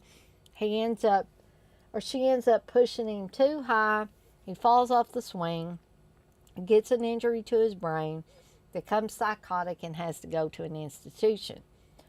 And so Lillian basically lets Gerald believe that that it's Charlie that's doing the killing, that he must have escaped from the asylum and is doing these terrible things. But it turns out there was no Charlie. Essentially, Lillian is Charlie. Lillian was the one who had the brain injury. Lillian is the one that got psychosis because of this brain injury. I don't know exactly how that works, or if that, I'm assuming that you could have certain brain injuries that would cause mental instability. But I don't know if it would be quite like it's portrayed in this movie. So Lillian turns out to be totally batshit crazy, and what she is doing is killing off all of the people that worked at the institution where she was for a while. And it is also discovered that Lillian her psychosis was incurable. She was not going to get better from it. So she was incurably insane. But how she was able to keep it hidden in the beginning when she seemed normal, I guess is just movie magic, and that's horror movie logic. But overall, I really think it's a great film. It has some great kills, especially that beginning kill in the car wash, which I had never seen anything quite like that kill and the way that was set up. So this being an Arrow Blu-ray release, you do get a brand new 2K restoration from the original camera negative. You get English and Spanish language versions of the feature, but I think I've looked at both of them and I don't really see any differences as far as the content. You get newly translated English subtitles for the Spanish soundtrack, brand new audio commentary with actor Barton Fawkes, moderated by filmmaker Matt Rosenblatt, which is really, really good in my opinion. You also get a brand new audio commentary with The Hysteria Continues. Again, those are always great. Gerald's Game, a newly filmed interview with actor Barton Fawkes. Barton Fawkes is actually a really entertaining guy to listen to. The Actor's Grind, a newly filmed interview with actor Paige Mosley. Now, something interesting about Paige Mosley that you might not realize is he had a very small bit part in another film that I'm going to talk about here next, which is Girls' Night Out. So he turns up in Girls' Night Out as one of the fraternity pledges, rather. The Pain in Spain, a newly filmed interview with special effects and makeup artist Colin Arthur. Image gallery, original trailer, and a reversible sleeve featuring original and newly commissioned artwork by Justin Osborne. So here's one version of the artwork. And let me show you I think this is the original artwork, which I don't like nearly as well as I do this new artwork. Sometimes it's the reverse, but not always. Okay, so another highly recommended film, especially if you've never seen it, Edge of the Axe. Let's see. Darren, you say, I need to see his other slasher, Deadly Manor. It's on my never-ending list of films to watch. Yeah, I've got one of those lists too, Darren. I think I watched Deadly Manor with Steve, and I think that's the one that had the other cop from Pieces on it. That Frank Brana, or whatever his name is. I was thinking he was in Deadly Manor as well. But I remember it being, in my opinion, just okay. I mean, I didn't love it, I didn't hate it. It was just okay, and it was good for a watch. But um, if I had to compare it with Edge of the Axe, I would much rather watch Edge of the Axe again. Um,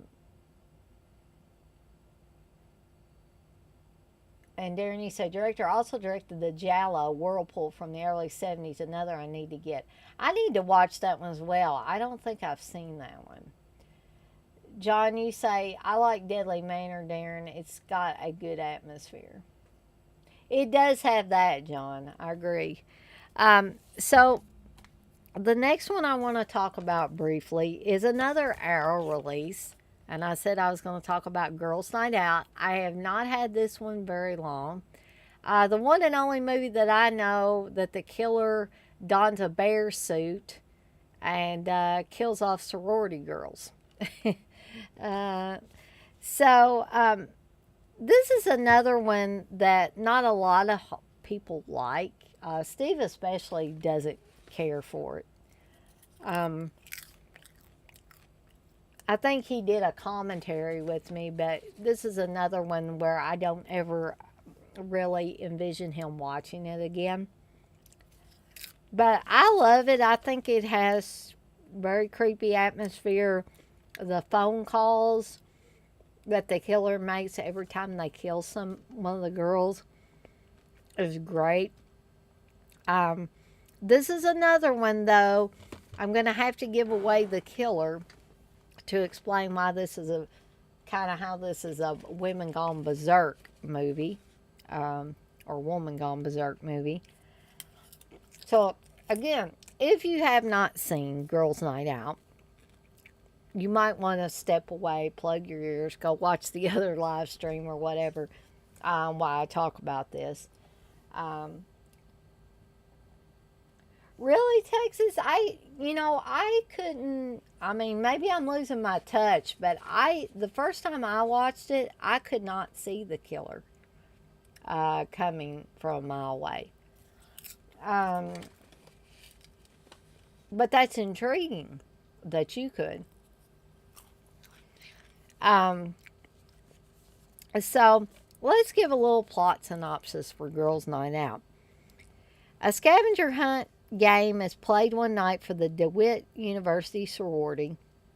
The game takes the girls from graveyards to belfries and from beds to bathtubs. The terror begins as one by one each girl is mysteriously murdered by a sadistic maniac. After each killing, the murderer telephones the local radio station and recites a clue to the disc jockey about the evil things he is doing to each girl. The suspense and tension mounts as the sinister clues are deftly pieced together by ex-cop Mike McVeigh, played by Hal Holbrook. In a truly original surprise ending, the sadistic killer is cleverly trapped in his own game. And you notice they keep saying his, he, him, they keep using those male pronouns. And I'm sure that is meant to throw you off for those that haven't seen the movie. This also stars Britannia Alda, Suzanne Barnes, Laura Marie Taylor, who I met not very long ago and who is really sweet, and Hal Holbrook's son, David Holbrook. And again, this might be one that not too many people like that well, but you know me, I'm kind of the odd person out as far as some of these movies. And I remember getting the DVD of this, and it was pretty much a blind buy for me. And I remember, I guess I was so wiped out from work that every night after I got the DVD, I got to finish this up. I'm loving this movie. And every night I would fall asleep before it got to the end. And so I finally was able to stay awake long enough to watch it. And the movie starts out with Dickie Kavanaugh, who was a fraternity pledge from many, many years ago at DeWitt University. And he was in love with Mike McVeigh's daughter, who was a cheerleader. And she dumps him for someone else, and he kills her. So then he gets sent away to the institution. And something I want to bring up, this is a very weird institution that Dickie Kavanaugh is in. Because, for one thing, evidently the patients are able to call the the head nurse and request things. It's almost like a hotel, you know. I need an extra blanket or whatever, you know. But then the head nurse becomes concerned because it's almost as if Dickie just hangs up on her, or she hears something strange or whatever. So she goes into his room, and he has hung himself in the bathroom. So then it goes to DeWitt University, and the basketball players are playing their game. And this is one and only horror movie where you hear Tommy James and the Shondells, which is a group I really like, playing in the background of a lot of scenes.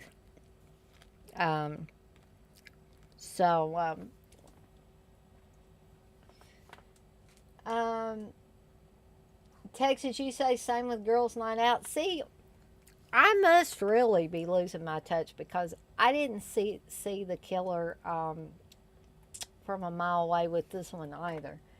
Darren, you say, I've still to watch my arrow of Girls Night Out. I have seen it though, and remember it was okay. I'm hoping to change my opinion. Yeah, definitely let me know, Darren, after you give it, you know, the second watch, and see if your thoughts have changed. At least you didn't absolutely hate it, though. Texas, you say, I'll tell you the secret. It doesn't happen anymore all the time, but it's usually when they introduce a nicest pie character who you see off and on, but they're hardly in the movie at all. Yeah, I could see that. And again, you know, as I get older and I'm watching some of these movies, I don't feel like I'm as sharp anymore. I don't know if I'm distracted by other things, life things, you know, and don't get to, you know, I don't focus on stuff as well as I used to. It could be a combination of things.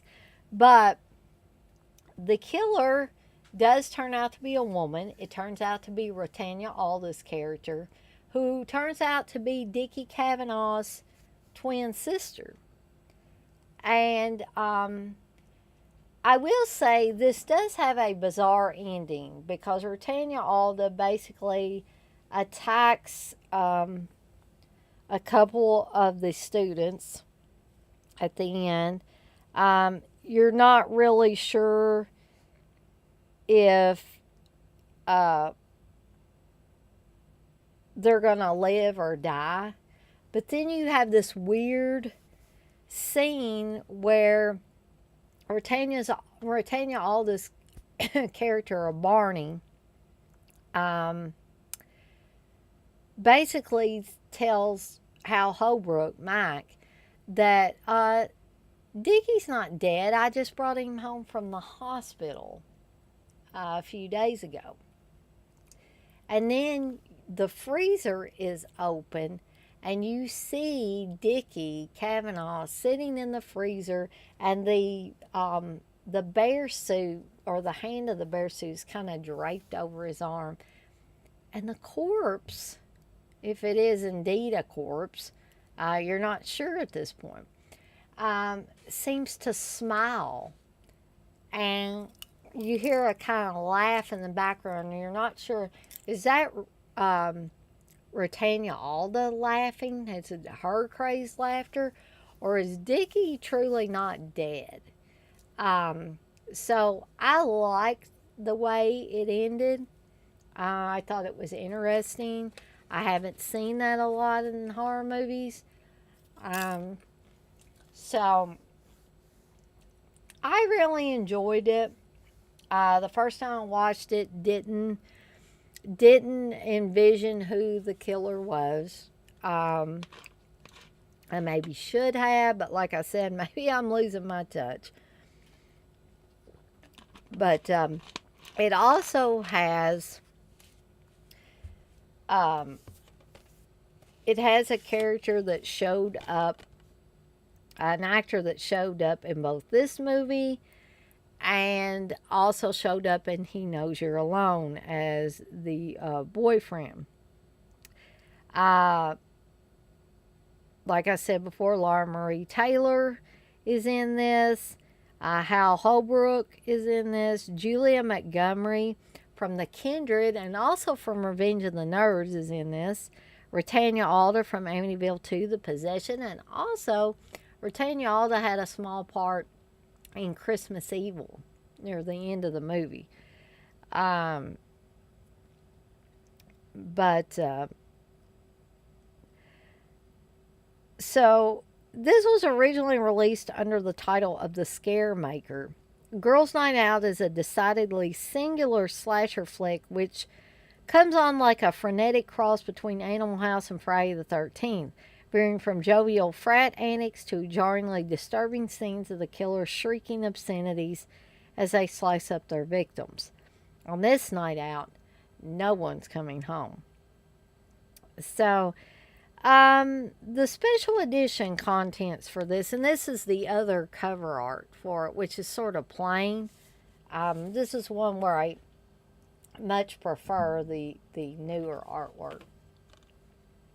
But you get a brand new 2K restoration from 35mm vault elements, high definition Blu-ray presentation, brand new audio commentary with genre film critic and author Justin Kurzweil and film historian and author Amanda Rees. Staying Alive, a brand new video interview with actress Julia Montgomery, which is great. A Savage Mauling, a brand new video interview with actress Laura Summer, which is great too. Alone in the Dark, a brand new video interview with actress Lois Robbins. All of these interviews are great. It Was a Party, a brand new video interview with actor Paul Christie. Love and Death, a brand new video interview with actors Laura Marie Taylor and John Diedrichson, who starred in the movie together and ended up getting married. John Diedrichson plays a nerdy character who is kind of the helps out with the basketball team. He doesn't actually play on the basketball team, but he gives them their towels and their water and all of that. There's also the archival video interview with actress Julia Montgomery. The Scare Maker alternate title card, original trailers, and a reversible sleeve featuring original and newly commissioned artwork by Justin Osborne. And that is Girls' Night Out. Let's see. Let me go back and y'all been chatting in here. You're just chatting away while I'm blabbing.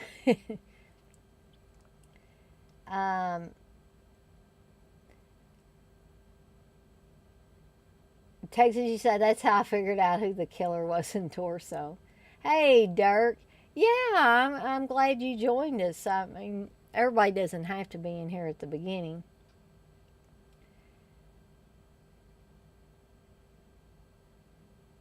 Oh, Dirk, you just finished $5 for an August Moon. Yeah, that one, if I'm remembering correctly, is a great giallo.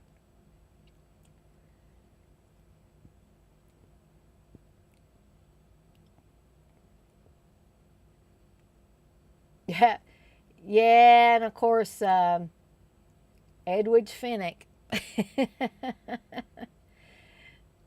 John, you say, I find it hard to get into Hammer films. They're good, but I didn't grow up with them.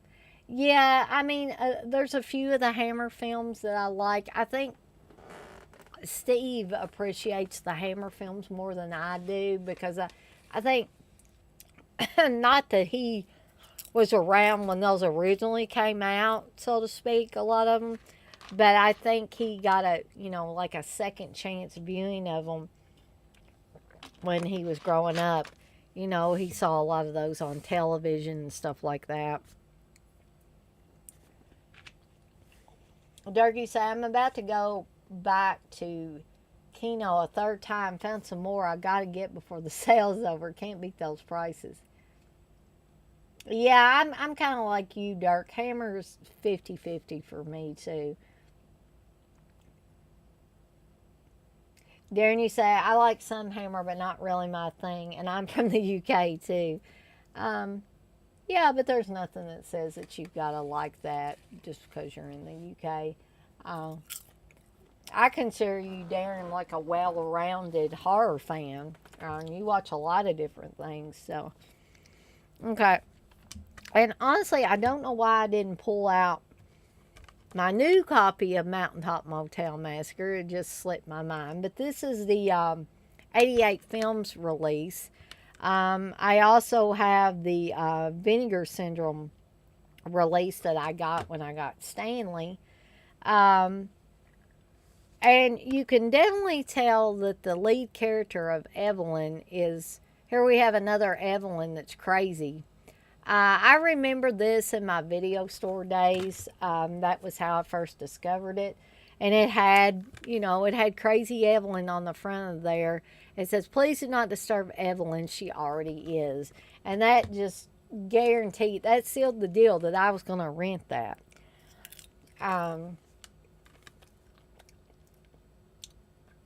Oh, John, yeah, the Universal Monsters. Definitely classics. So, this one doesn't, do any secrecy around who's doing the killing. I mean, it's obvious by the cover. So, there's nothing really to keep from you guys, even if you haven't seen it. So, a little bit of a plot synopsis for Mountaintop Motel Massacre. By 1986, many Fear fans were probably under the impression that the slasher genre had run out of surprises. However, Mountaintop Motel Massacre indicates that nothing could be further from the truth. Like so many of its contemporaries, this positively sleazy and sanguine-stained sickie features an older antagonist and a seriously psychotic Evelyn, played by Anna Chapel. An elderly and absolutely insane off-road hotel owner that might well give Norman Bates some sleepless nights. When Evelyn is not taking a sickle to the faces of those stupid enough to rent a room at her one-star establishment, she is planting poisonous snakes under their beds or hiding in an underground bunker, and gives her plenty of time to plan her next bout of shockingly brutal slaughter. One of the most maniacal of the 80s slasher pictures, the seriously sinister Mountaintop Motel Massacre has been in high demand from horror fans for a Blu-ray appraisal. So, it's then that 88 Films offers this underrated and unfairly underseen bout of bloody brilliance and a worldwide HD exclusive bow. Sit back and prepare for the plasma to flow. So, that's basically what it is. Evelyn is a crazy hotel owner, and this is not a 4-star establishment by any means. It's not even as good as the Bates Motel. And if there was one thing I had to pick about this movie that I didn't like, is this two dumb as a box of rocks girls who... But you gotta have that in slasher films sometimes, so... Or a lot of the times. But these two girls have dreams of becoming country music stars. One of them is more dense than the other. The one girl at least realizes that this guy that they catch a ride with is not who he says he is. He claims he's a record producer in Nashville and that he'll help these girls get a contract. And all he's really trying to do is get them in bed. And he does manage to get one of them in bed. While the other, is like, nah, I'm not going to, I'm not going to sleep with you. But other than that one chick that's like really, really dense and stupid, the film moves along at a good pace. A very creepy atmosphere. Evelyn creeping around in the underground part underneath all these little cottages or cabins or whatever you want to call them. And, putting the snakes in the rooms and all that. And there are periods where Evelyn just seems a little nervous, where she doesn't really seem dangerous, and then all of a sudden she wigs out and starts killing people in a lot of creative ways. I mean, it's not just the sickle that she's using. I mean, she uses the snakes, etc. So, I always enjoyed it, and I'm looking forward to watching my Vinegar Syndrome release that I got in.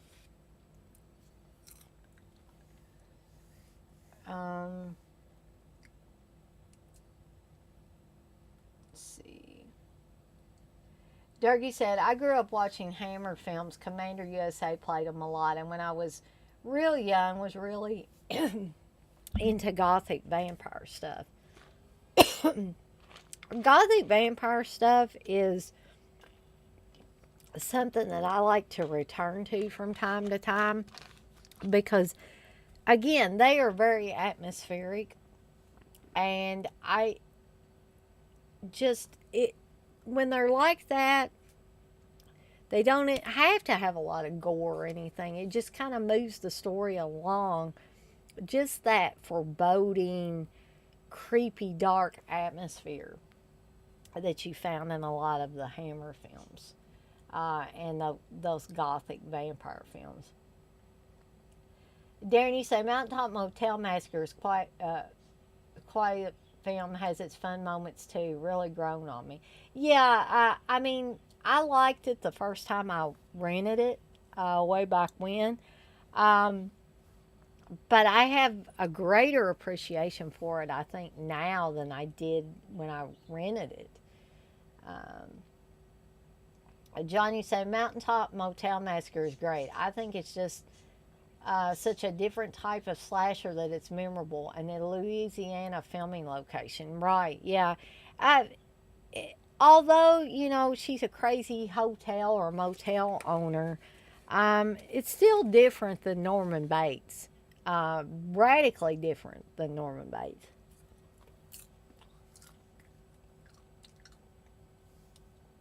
Quite scary, yeah, Darren. Johnny say it's country fried all the way, yeah. Especially those girls in the car who want to audition, LOL. Yeah, they are definitely country. Darren, you say he redeems himself in the end, though, Dana. I guess, maybe. It's okay, Darren. I mean, it is late. And it's probably even later for you, I would imagine, than it is for me. I will, Darren. And if I don't, remind me on one of my live streams and I'll let you know. I'm planning on watching it soon. So, like I said, this is the 88 Films release. It's been a little bit since I've watched this release, but I remember for the most part it looking good.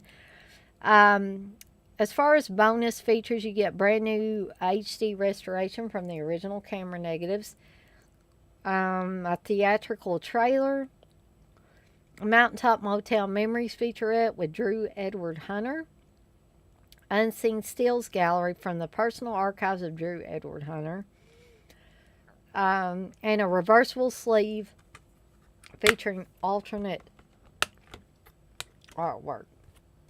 which this is another one that I don't really care for that. I like the new artwork that Vinegar Syndrome has, but this has always been like the classic artwork for me for this movie. This is what I grew up on. Okay, so moving right along, we're almost done with these. Because like I said, I'm going through them briefly as not to keep you guys too long. And also I need to get rest as well. But I am having a good time doing this. The next one I want to talk about, this is from, unfortunately, the Warner Archive Collection, which is sadly lacking in some areas as far as quality and stuff. But this is the Warner Archive Collection version of Night School, starring Rachel Ward and Leonard Mann, Drew Snyder, and Joseph R. Sakari. So this is another one that if you have not seen it, I don't want to give it away for you. But I'm kind of going to have to give away the ending to describe the crazed woman aspect of it.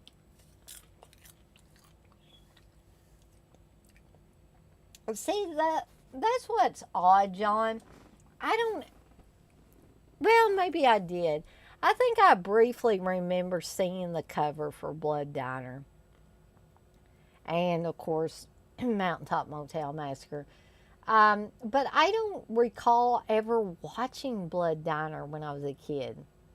I don't know why. I remember that cover, but for whatever reason, it was not one that I ended up renting. I don't think I watched it until I started hearing the Dead Pit guys talk about it a lot.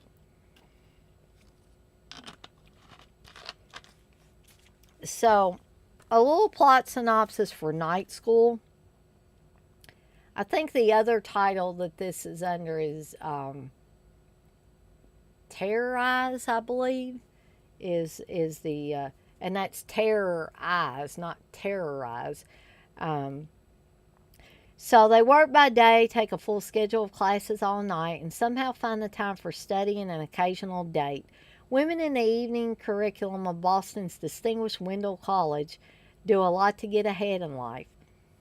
But there's someone who will go to even greater lengths, someone who will do anything to get ahead.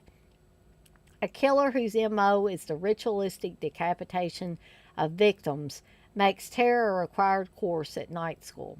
Directed by Kenneth Hughes, Casino Royale, 1967, and starring Rachel Ward in her screen debut. So this was the first film that Rachel Ward was in.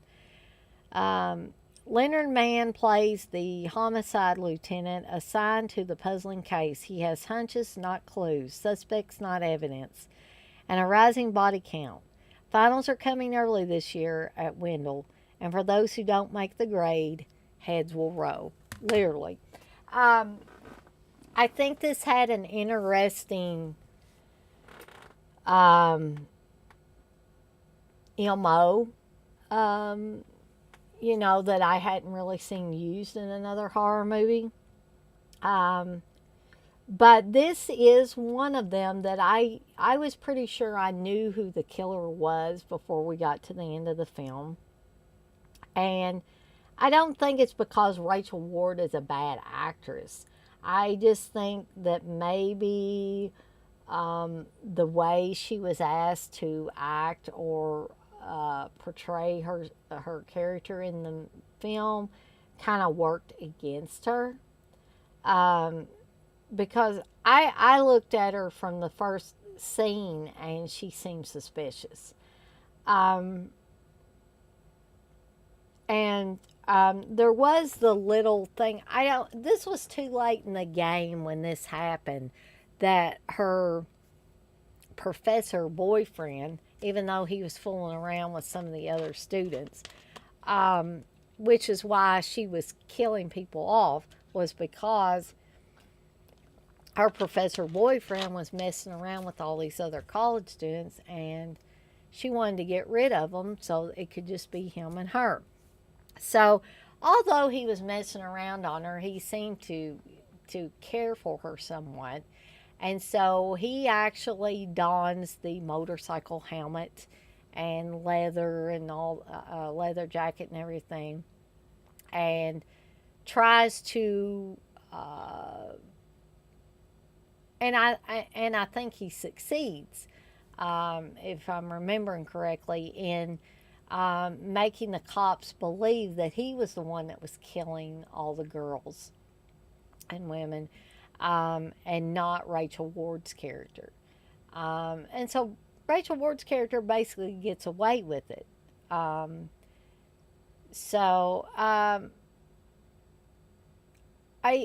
Although not completely unique, the way that people were killed off, using an axe primarily, but the way the heads were left, they were always put in water. That goes back to the ritualistic thing. So you had one woman's head in a sink at a restaurant. You had one woman's head in a bucket with water. So I just thought that premise was really interesting and unique in this film.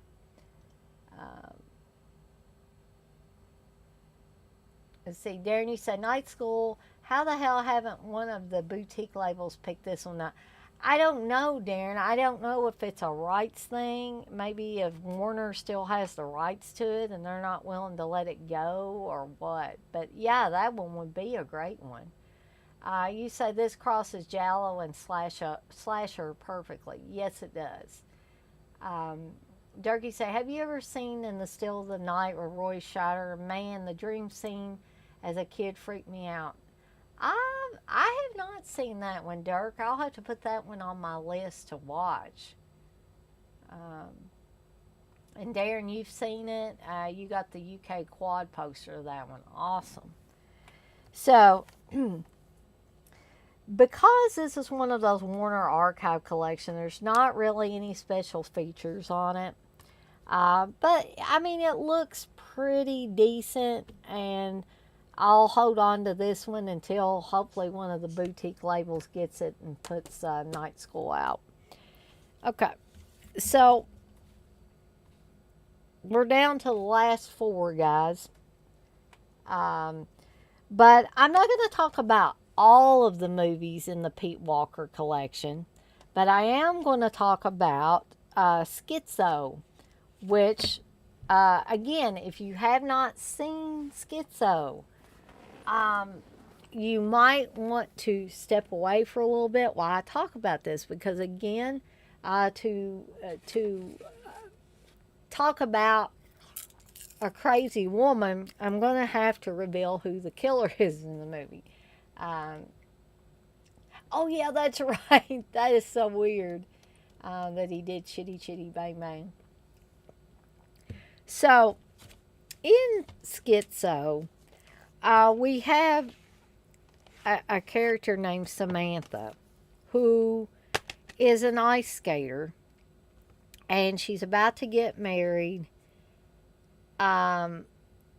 But you keep seeing scenes of her when she was a little girl, and at first it appears that a man who was her mother's lover, it wasn't her father, just her mother's lover.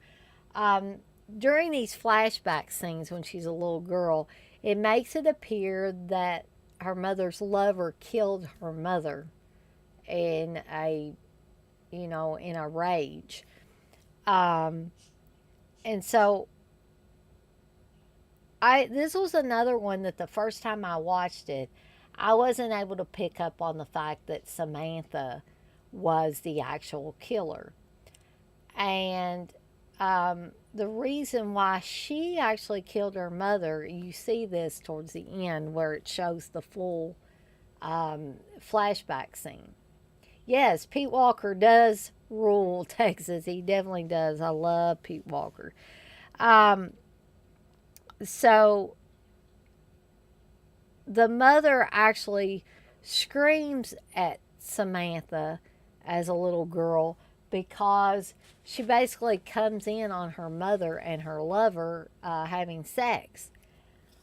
Um, and I guess they like to get a little kinky, and he was like slapping her on the butt and stuff like that. And this little girl comes in. I guess they never heard of closing or locking the bedroom door when they're playing around. So she comes in, and evidently the girl must have some prior mental instability because she stabs her mother to death.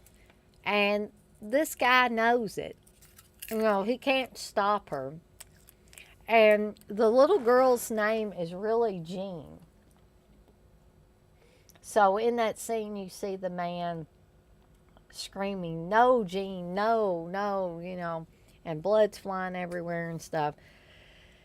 So, you know, then, this guy keeps showing up in the events leading up to Samantha and her boyfriend's marriage.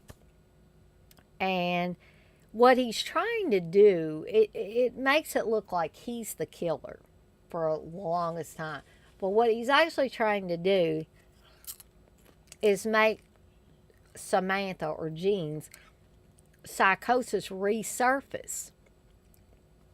And he finally ends up doing that, but he's the only one that knows it. Her husband doesn't know it. Her best friend doesn't know it.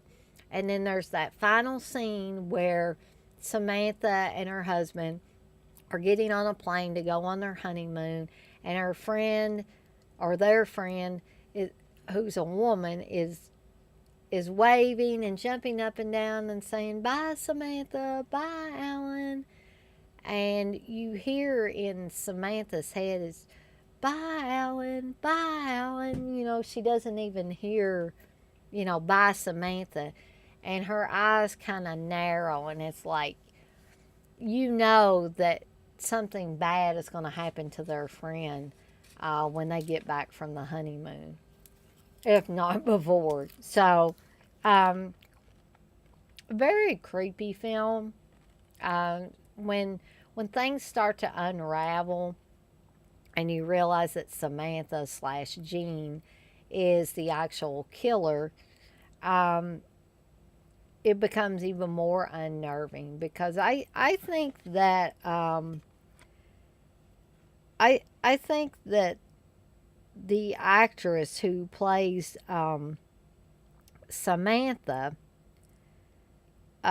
Lynn Frederick, who had a relationship at one time with Peter Sellers, I believe. I believe is a very tumultuous relationship, actually. Um, but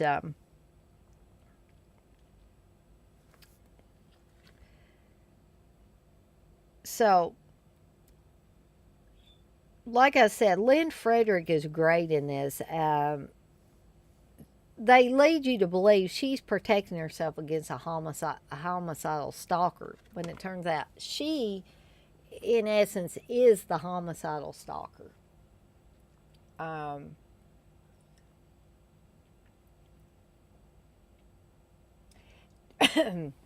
Sorry, guys. Darren, you say Schizo is a decent proto slasher. Glad you picked that on the podcast. I really like Frightmare and The Comeback. Yeah, many of Pete Walker's movies I enjoy. This set that I got, actually, CK gave me this. Has House of Whipcord. It has The Comeback, Schizo, and Die Screaming Marianne on it. But I also do love Frightmare. I think it's a really good cannibal slasher type film.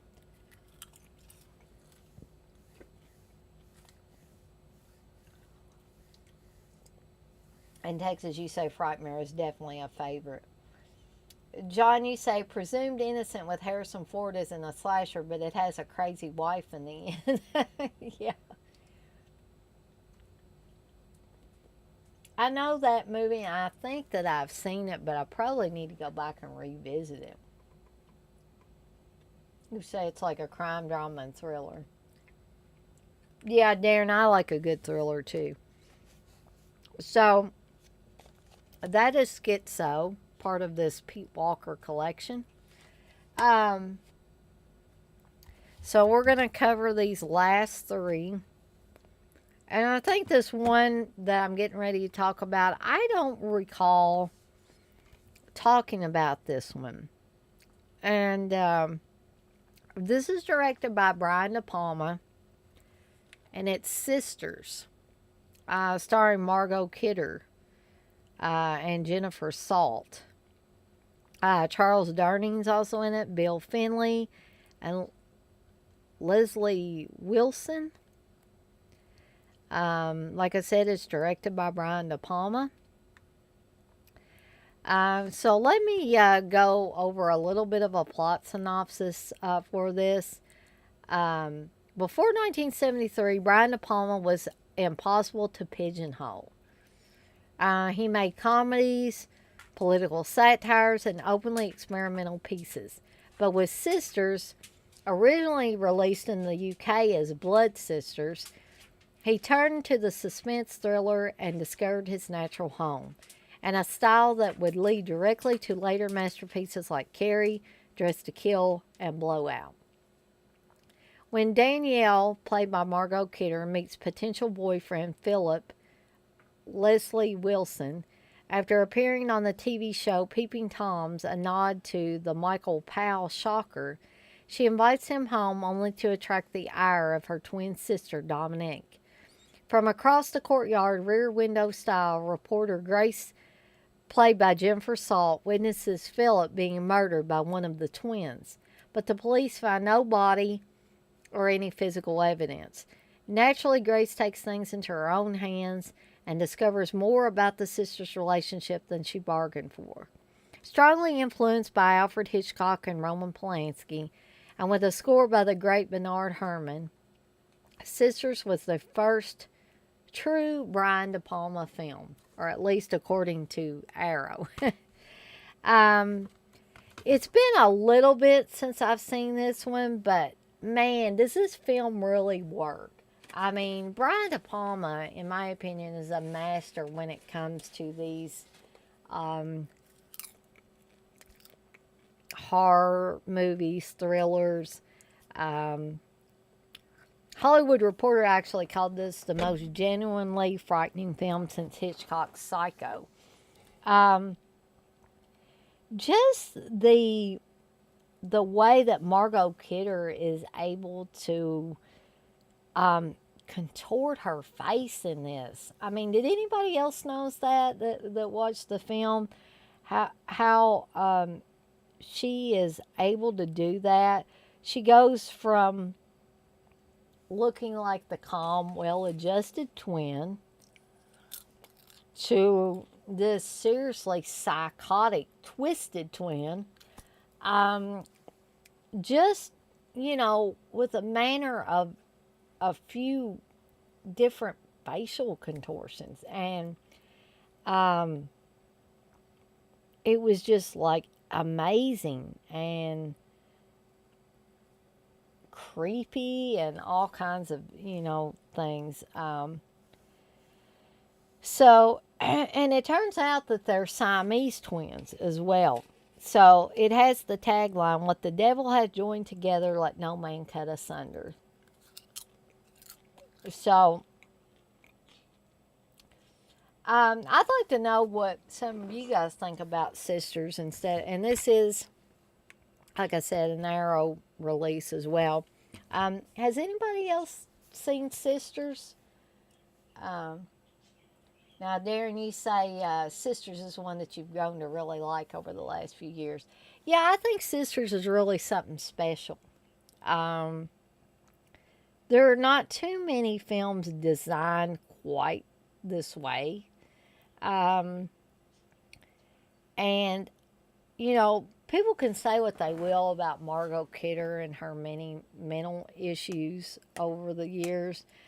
But that woman was an incredible actress, and I'm saddened that she's no longer with us. Um, I mean, you can laugh and say, yeah, she was Lois Lane in the Superman movies.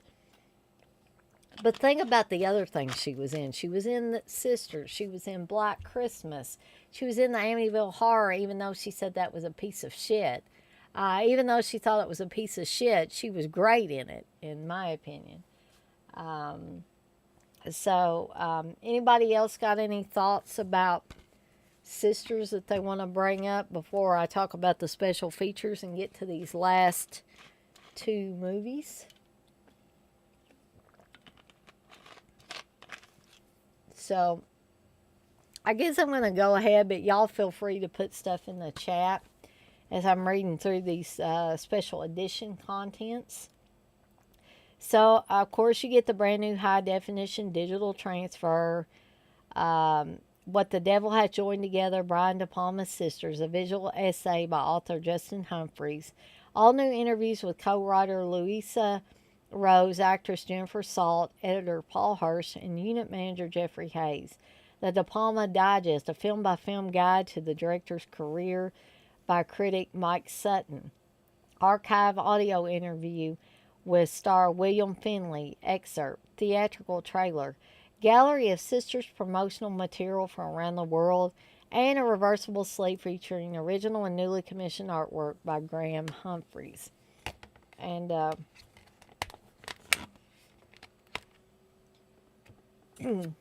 here is the other artwork there. Try to keep the light from reflecting off of it. Okay. Texas, you say, I love Sisters. That couch scene and the scissors. Oh, yes. That is so great. So great. Awesome. Really awesome scene. And works. I mean, sometimes you have a setup for something that could have been a really great scene and it doesn't turn out quite so hot. But this one in Sisters, it works. Okay. So, moving on to the last two. I know I've talked about Sleepaway Camp before, but I thought this was a good time to bring it up again. As you can see, this is my copy that the cover, the slipcover is signed by both Felissa Rose, who played Angela, and Kathy Kami, or Catherine Kami, who played Meg, M-E-G, in the movie. Both of those gals are really cool to meet. So if you ever see them at a convention and get a chance to meet them, I highly recommend it. So, Sleepaway Camp was a movie franchise, basically, that, or trilogy, I guess, that I saw the sequels 2 and 3 before I saw the original, and my Aunt Sandy, who was my movie watching buddy for many years, told me about the original Sleepaway Camp, and I was like, wow, she was telling me about all these kills in it and how great they looked and stuff. And so I made it my goal to find this movie and watch it. So this was a movie that I saw. I never was able to rent it, I don't think, for whatever reason. My aunt got to rent it, but it just almost seemed to disappear from the shelves everywhere, and I don't know why. Maybe they thought it was too violent or something. I have no idea. But there used to be a store. Well, there used to be a lot more Kmart's, but we used to have these stores close to home. One was called TGNY, and one was called 3D. And I want to say that it was TGNY that I saw Sleepaway Camp on VHS, and it had the classic artwork of the tennis shoe and the knife spearing the tennis shoe, and the letter on the back that's written by a camper who is scared because kids are getting killed at the camp and stuff.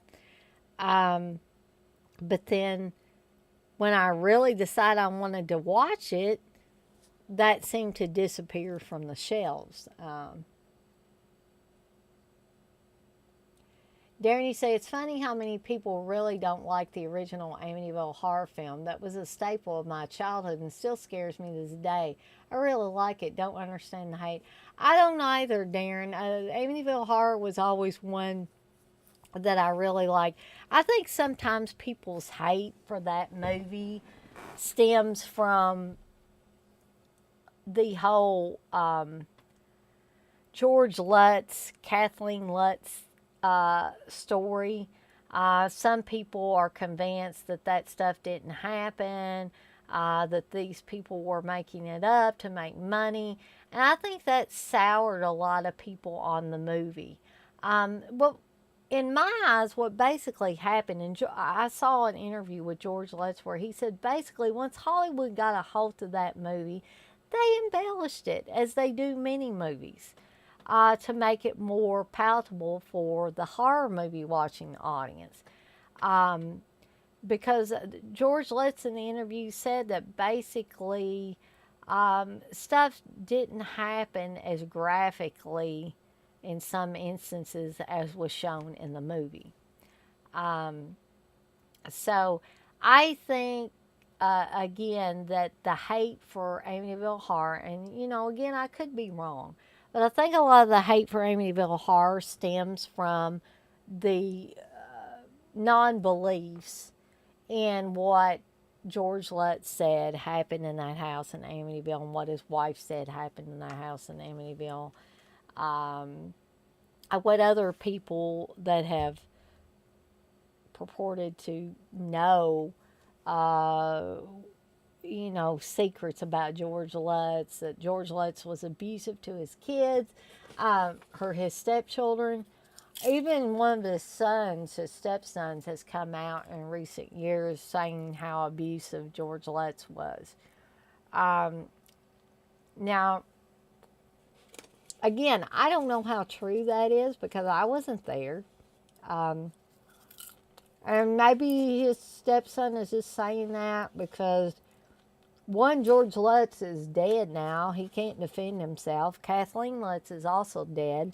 Neither one of them could defend themselves against anything their children would say or anything anybody else would say. How convenient, right? So that's when, it seems like that's when people come out of the woodwork and try to say bad things about somebody, is after they're dead and gone, and they can't, they're not going to rise from the grave and say, hey, that's not correct, let me tell you the real story.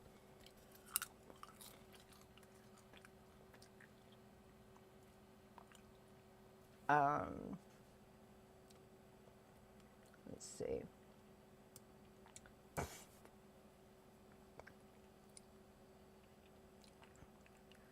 Oh, Curly Jaws, you say, hey, Dana, that's dope. Oh, well, thank you, oh, Curly Jaws. Want to sell it. John, you say, I like the original Amityville. I have the sequels, but haven't seen any.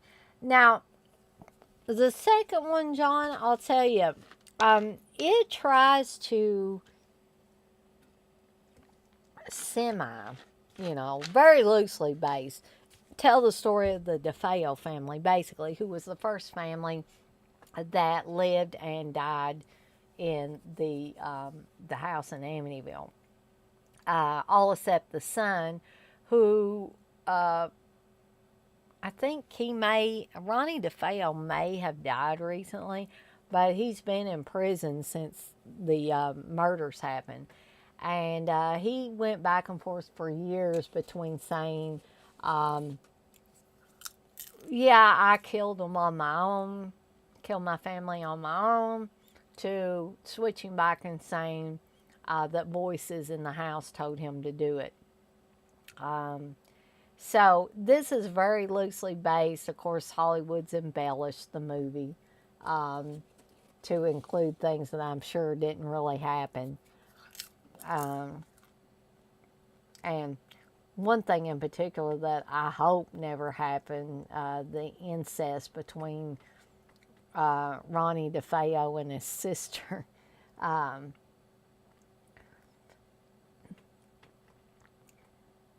John, you say, Dana, if you decide to watch Gacy House, do a review. The terrible watch must be spread to others.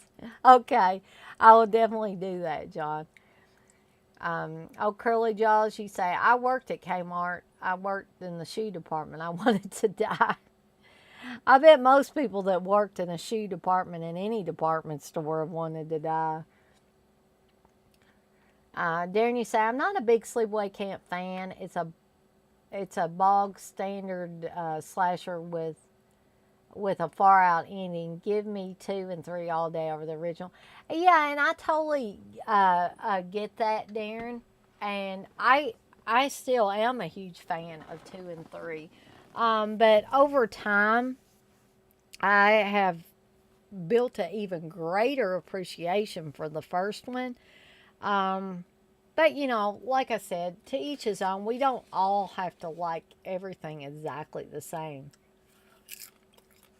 Texas, you say TGNY, toys, gum, and yo-yos. I'm wondering if that's what it stood for, actually. Although that's not the only things it had. Oh, Curly Jaws, you say, the original Amityville Horror was terrible in my personal opinion. I prefer the remake of it in the sequels. Well, again, oh, Curly Jaws, to each his own. And I almost knew you would say that, too. I, on the other hand, hated the remake of the Amityville Horror. I thought it was a travesty, but, you know, everybody has their different opinion.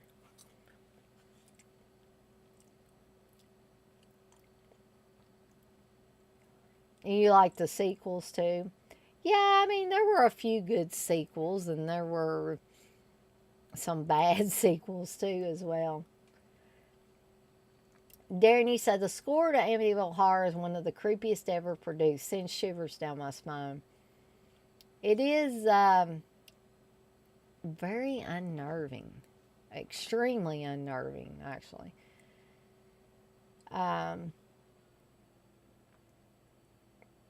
John, you say that remake ain't bad. Curly, I haven't seen it in a long time, but I didn't hate it. I did hate it, but, you know,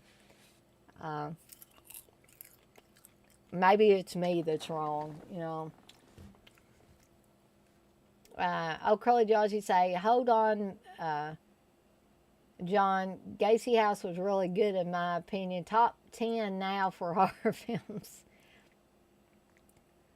And you said the remake was dope, definitely. John, you say, hi, I'm glad I'm not the only one who's seen it. It's on Tubi, 8213 Gacy House.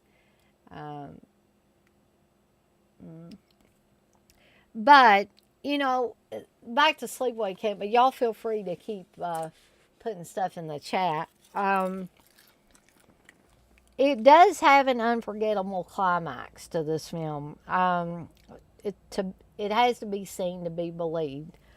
And again, if you have not seen Sleepaway Camp, might want to step away a little bit because I'm going to give away the ending, give away the killer.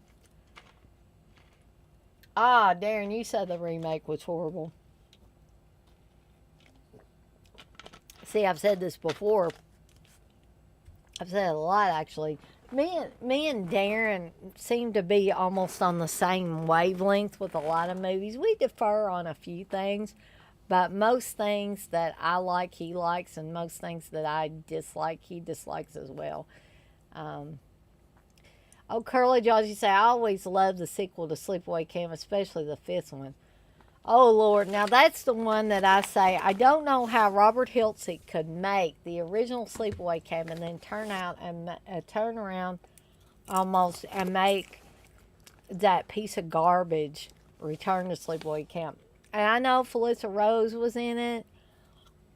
I know Jonathan Tiersten was in it. You know, a lot of people from the original film were in it, but it was just horrible. Horrible, in my opinion.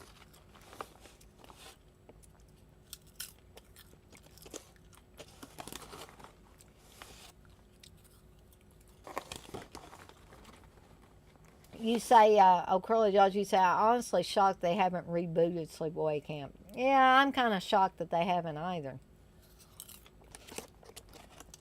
Darren, you say, all I remember from the remake is that guy chopping wood over and over. Now, James Brolin does a lot of chopping wood in the original Amityville Horror, but yeah, I think they, if I'm remembering correctly, they kind of overdo it in the remake. It's like, really? Do they have to just keep throwing this chopping wood thing into our face? So, a little about the plot of Sleepaway Camp. So, after a terrible boating accident killed her family, Shy Angela Baker, played by Felissa Rose, went to live with her eccentric Aunt Martha and her cousin Ricky. And eccentric, I don't even know if that's a word you should use. Aunt Martha is one of the craziest characters to ever come out of horror movies. And sadly, Desiree Gould, who played Aunt Martha, recently passed away, which is sad. Because she was a really interesting person when they interviewed her. This summer, Martha decides to send them both to Camp Arawak, a place to enjoy the great outdoors. Shortly after their arrival, a series of bizarre and violent accidents begin to claim the lives of various campers. Has a dark secret returned from the camp's past, or will an unspeakable horror end the summer season for all? From its grisly makeup effects to the truly shocking and unforgettable climax, Sleepaway Camp is no ordinary slasher film, it's a cult classic. And Sleepaway Camp was a film that kind of slipped under the radar for many years, and nobody knew what happened to the people that was in it, or the guy that directed it, or anything. And then there was a guy that Jeff Hayes, I believe, who created the website sleepawayfilms.com or sleepawaycampfilms.com. And I think it's still around, so you might want to check it out if you haven't before. And so he was able to contact a lot of the cast and got them together for a Fangoria convention. And that's kind of where it all started. He was able to locate Robert Hiltzik, the director, as well.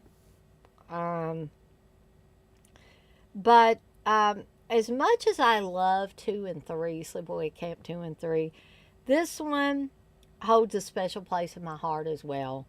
And again, I would urge you to, if you ever get a chance to meet Felissa Rose or Catherine Kami, I highly, highly suggest that you go up and meet them. 2 really cool gals, sweet as can be.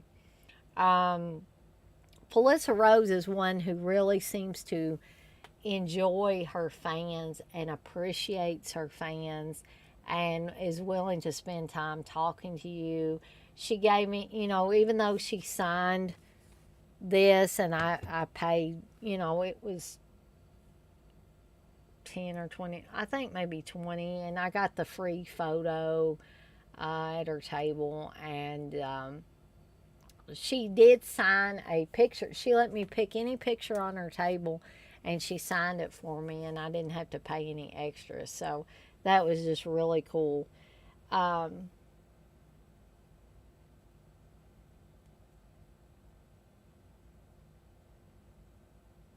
Texas, you say, Sleepaway Camp cracks me up because of Jonathan Tiersten cussing everyone. Yeah, that is just a trip. Darren, you say, I'm not sure you could do that Sleepaway Camp ending now. The woke brigade would lose their mind. Oh, they probably would, Darren. John, you say, no way. You definitely would get canceled with that ending. Curly Jaws, you say, Dana, give the 5th one a rewatch. It's definitely worth it. Take some gummies. Well, I don't think I'm ever going to take any more gummies. Just because just one gummy just totally weirded me out that time. And, as I've said before, I've never smoked pot in my life. I've been around it, but I didn't make a point to breathe up any of the smoke coming from it, or at least try not to, even though I was in close proximity to it. But I don't know. I guess I was expecting a different feeling. And unfortunately, I got sort of panicky feeling. And I don't really want to feel like that again. And I was like, I think part of my panic came from the fact that I didn't know how long the effects were going to last. And it was just the most odd feeling I've ever had. I've been drunk and before, and it was not like that at all. I can't really even begin to describe it.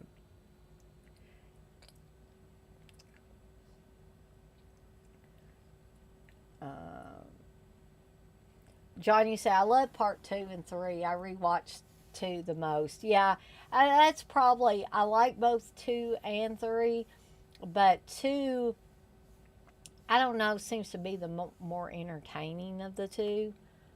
I guess would be the best way to describe it. Darren, you say, oh, Curly Jaws, that should be a DVD cover quote. Curly Jaws, you said, the only way it would work if you hire a trans person in the role. Curly Jaws, you say, I just ate 3 cookies in my vape about to watch Santa's sleigh. Oh, boy. John, you say, all I remember about that return to sleepaway camp was your ass stinks, kid. Yeah. Yeah. So, again, if it's been a while since you've seen Sleepaway Camp and you're kind of maybe on the fence about it, I'd say give it another watch. Heck, maybe watch all 3 of them and enjoy all the Sleepaway goodness. So, special features on this. This is a Screen Factory release. You get a new 2K scan of the original camera negative, new commentary with stars Felissa Rose and Jonathan Tiersten, which is very entertaining. Original commentary with director and writer Robert Hiltzik, Felissa Rose, and webmaster Jeff Hayes, which is also great. New interviews with cast and crew. I love that. Sleepaway Camp scrapbook, a short film Judy by Jeff Hayes, theatrical trailer, and more. And that is Sleepaway Camp.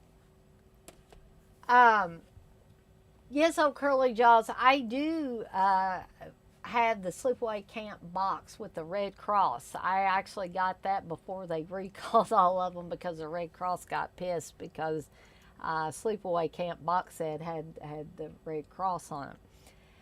Steve, unfortunately, did not. He got one of the later releases. So, yes, I still have my... Excuse me.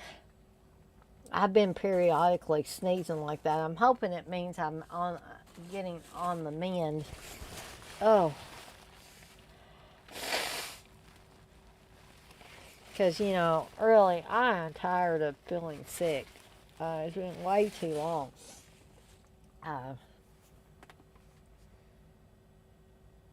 Let's see. Darren, you said that's definitely the best way to watch Santa Sleigh from what I've heard.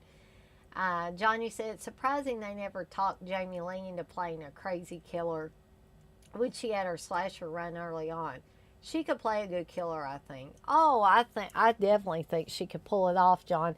Just look at the cover art for the original cover art for some of the prom night releases. Jamie Lee Curtis did look like a killer on there, I thought. And they had the axe actually in the flowers she was holding. Yeah, it would definitely be against type for her. I don't know. I think it's been a while, Curly Jaw, since I looked for what they were going for on eBay. I think at one time I was desperate for funds and I thought about selling mine off, but I'm glad now that I didn't. Yeah, Darren, I'm sure it is worth some money. I'm just not sure exactly how much. Okay, guys, so again, y'all feel free to add stuff in the chat. I am going to talk about the last film in this group that I have, and this is Sweet 16. This is also an 88 Films release. Steve has the other release that I think, Code Red put it out, I believe. Either Code Red or Scorpion. And I didn't get in on that. And of course, I'm pretty sure it was Code Red. And Bill Olsen, magically found some more copies of it and put it on eBay or something. And it was just outrageously priced. I was like, no, I'm not going to spend that much money on it. But, so let me give you a little plot synopsis for Sweet 16. The year of 1983 was a fine time to be a slasher fan, with the genre creeping out classics from Sleepaway Camp, which I just talked about, through to House on Sorority Row. And for those who embrace the golden age, a few knife play flicks are as beloved as Sweet 16, with a top-notch cast that includes Susan Strasberg from The Trip, Bo Hopkins, The Wild Bunch, and I wouldn't agree with this, but they say Scream Queen sensation Dana Kimmel, Friday the 13th Part 3D. This tale of childhood trauma crafts a compelling whodunit mystery around some small town disappearances and a stack of dead bodies. Is the perpetrator male or female? And just what is going on with the boy baiting Melissa? A mysterious and alluring presence who turns a tiny Texas community upside down with her sudden appearance. A tightly directed terror title, Sweet 16 is a perfect addition to the 88 Films library and a slasher classic that will still spawn a few bad dreams. Let's see. Wow, it's going for $500. You know, I guess if I got desperate, old curly jaws, but I just ain't quite ready to get rid of mine. Oh, yeah, Darren. 15 years ago, Sweet 16 was impossible to see. The Code Red DVD is the director's cut that you cannot get anywhere else. Yeah, I had forgotten about that, but you are right on that. And I believe Steve has that one. And I have this version because this was the version I could afford at the time. So a lot of things combined to make this a memorable slasher film. For instance, the nudity from Melissa, the character of Melissa, who's supposed to be having her 16th birthday, but the girl is obviously much older than that. Or they couldn't have gotten away with showing her, pretty much completely nude in the shower.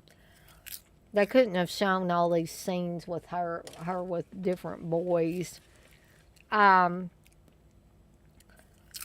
completely do not agree with 88 Films' declaration that Dana Kimmel is a screen queen sensation, though. Because I never have liked Dana Kimmel. I don't think she's really that good of an actress, even in horror movies. I don't think she's very good in this film. I don't think she was very good in Friday the 13th Part 3 or Friday the 13th in 3D.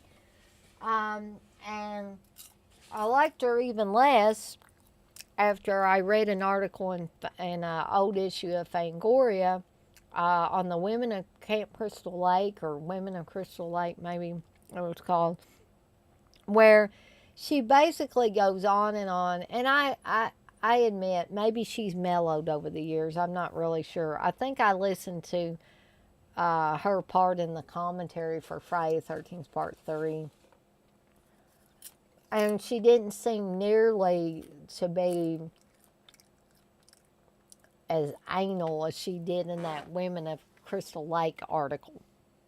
But what she basically said in that article was that she kept telling Steve Miner she wasn't going to do that, she wasn't going to do this, she wasn't going to do that. And it's like, geez Louise, this is a Friday the 13th film. What do you expect? And, you know, there was a great kill that was planned, and it might have been part of a dream, but it was a great kill sequence where Jason's mother, Mrs. Voorhees, would basically cut Dana Kimmel's head off, the character of Chris's head off, near the end of Friday the 13th Part 3. And basically Dana Kimmel made them change it. It's like, who gave you the authority? Who gave you, like, the golden staff or whatever? What in the heck was going on here? I don't know who she was or who she thought she was and why Steve Miner let her have all this pull. I don't know. But that just completely turned me off of her for years.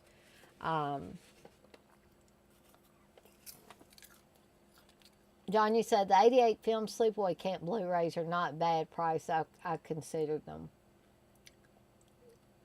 And you say better than Shout Factory's $200 eBay nonsense. Exactly. Darren, you say it's the slip cases of those Sleepaway Camp Blu-rays that make them worth a lot. I was lucky to get them when they came out. Me too, Darren. Dirk, you say, who is your favorite final girl of all time? Amy Steele is mine, hands down. I really like Amy Steele. But, you know, man, I also love Adrienne King. I love Lar Park Lincoln, who was the girl with telekinesis. That was also, I believe, the first one where Kane Hodder played Jason.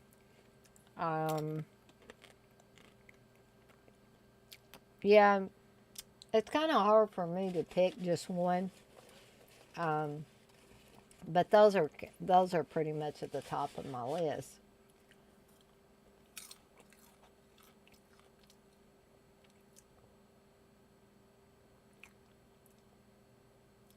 Hey, Ding Dong McGinty. Darian said, one day they will do a box set and those things will drastically go down in price. You'll see them everywhere. Yep, that's usually exactly what happens. Yeah, when the Sleepaway Camp 4Ks come out, Dirk, the prices of these other, the Blu-rays and stuff will drop. Or always happen. But to finish up with Sweet 16, I kind of had suspicions, and again, if you have not seen this movie, might want to step away for a little bit. I had a sneaky suspicion about Susan Strasberg's character who plays Melissa's mother in the movie. She just always seemed kind of to switch back and forth between being overly nice and a little weird. So that when it was revealed that she was the killer, I wasn't too awfully surprised at that. I didn't ever think it was Melissa. I mean, they kind of set it up to be, well, maybe she could possibly be the killer, but again, I thought that would be too obvious. So, and actually, if you look really closely to that middle picture, you can see Susan Strasberg in a very compromising position there. So, the case itself kind of gives it away. At least, hey, Terrence.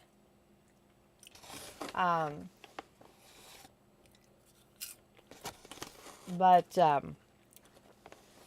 it is overall a decent horror film.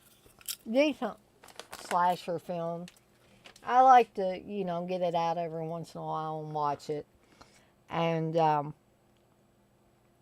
I'll just talk about the special features here real quick. There's not too many of them on this, but you get, of course, high definition transfer and restoration. Birthday Bloodshed, Remembering Sweet 16. Interview with Jim Harper, author of Legacy of Blood. There's also another great Hysteria Continues podcast, audio commentary. And there is also reversible artwork, so I can show you. See, there's not too much difference between the artworks. There's a little bit, but not too much. But, well, guys, that is basically all I've got to talk about tonight. It is now just a little bit after 11, so I'm really going to have to get off of here and get a few things taken care of and see if I can get some sleep for tomorrow. But I'm going to read through y'all's comments here.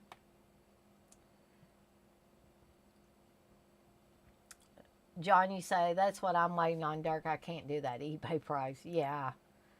I don't mind too many people could. John, you say, I got Mothman Prophecies on eBay today. It was an Australian release, region free, I think. Cool. I haven't seen Mothman Prophecies for a little while. Darren, you say, John, the 88 Films UK releases are fairly cheap. Yeah, that's why I bought so many at one time, because they just seem to be so reasonably priced. John, you say, yeah, Darren, I'm going to start getting them. Even shipping to U.S., it's a good deal for the most part. Dirk, you say, it'll happen, John. We all complain about a Blu-ray getting a 4K, especially when we just bought the blue. But they make the 4Ks based on how good the Blu-rays sell. I'm still waiting for X. Terrence, you've never seen Sweet 16? Well, I highly recommend it, as I highly recommend all the films that I talked about tonight, pretty much. So, well, guys, thank you so much I went on for a little over 3 hours. Again, I hope that I didn't cause y'all to miss the big Dead Pit Vinegar Syndrome Holomania show. I know, you know, Darren, for one, I think, said that he was going to watch it later. But, you know, I hope Wes is not mad at me for potentially pulling people away from their stream. But I want to thank all you guys for staying as long as you did. Even Dirk, who came in a little bit later, but he stayed quite a long time as I covered the last half of these movies.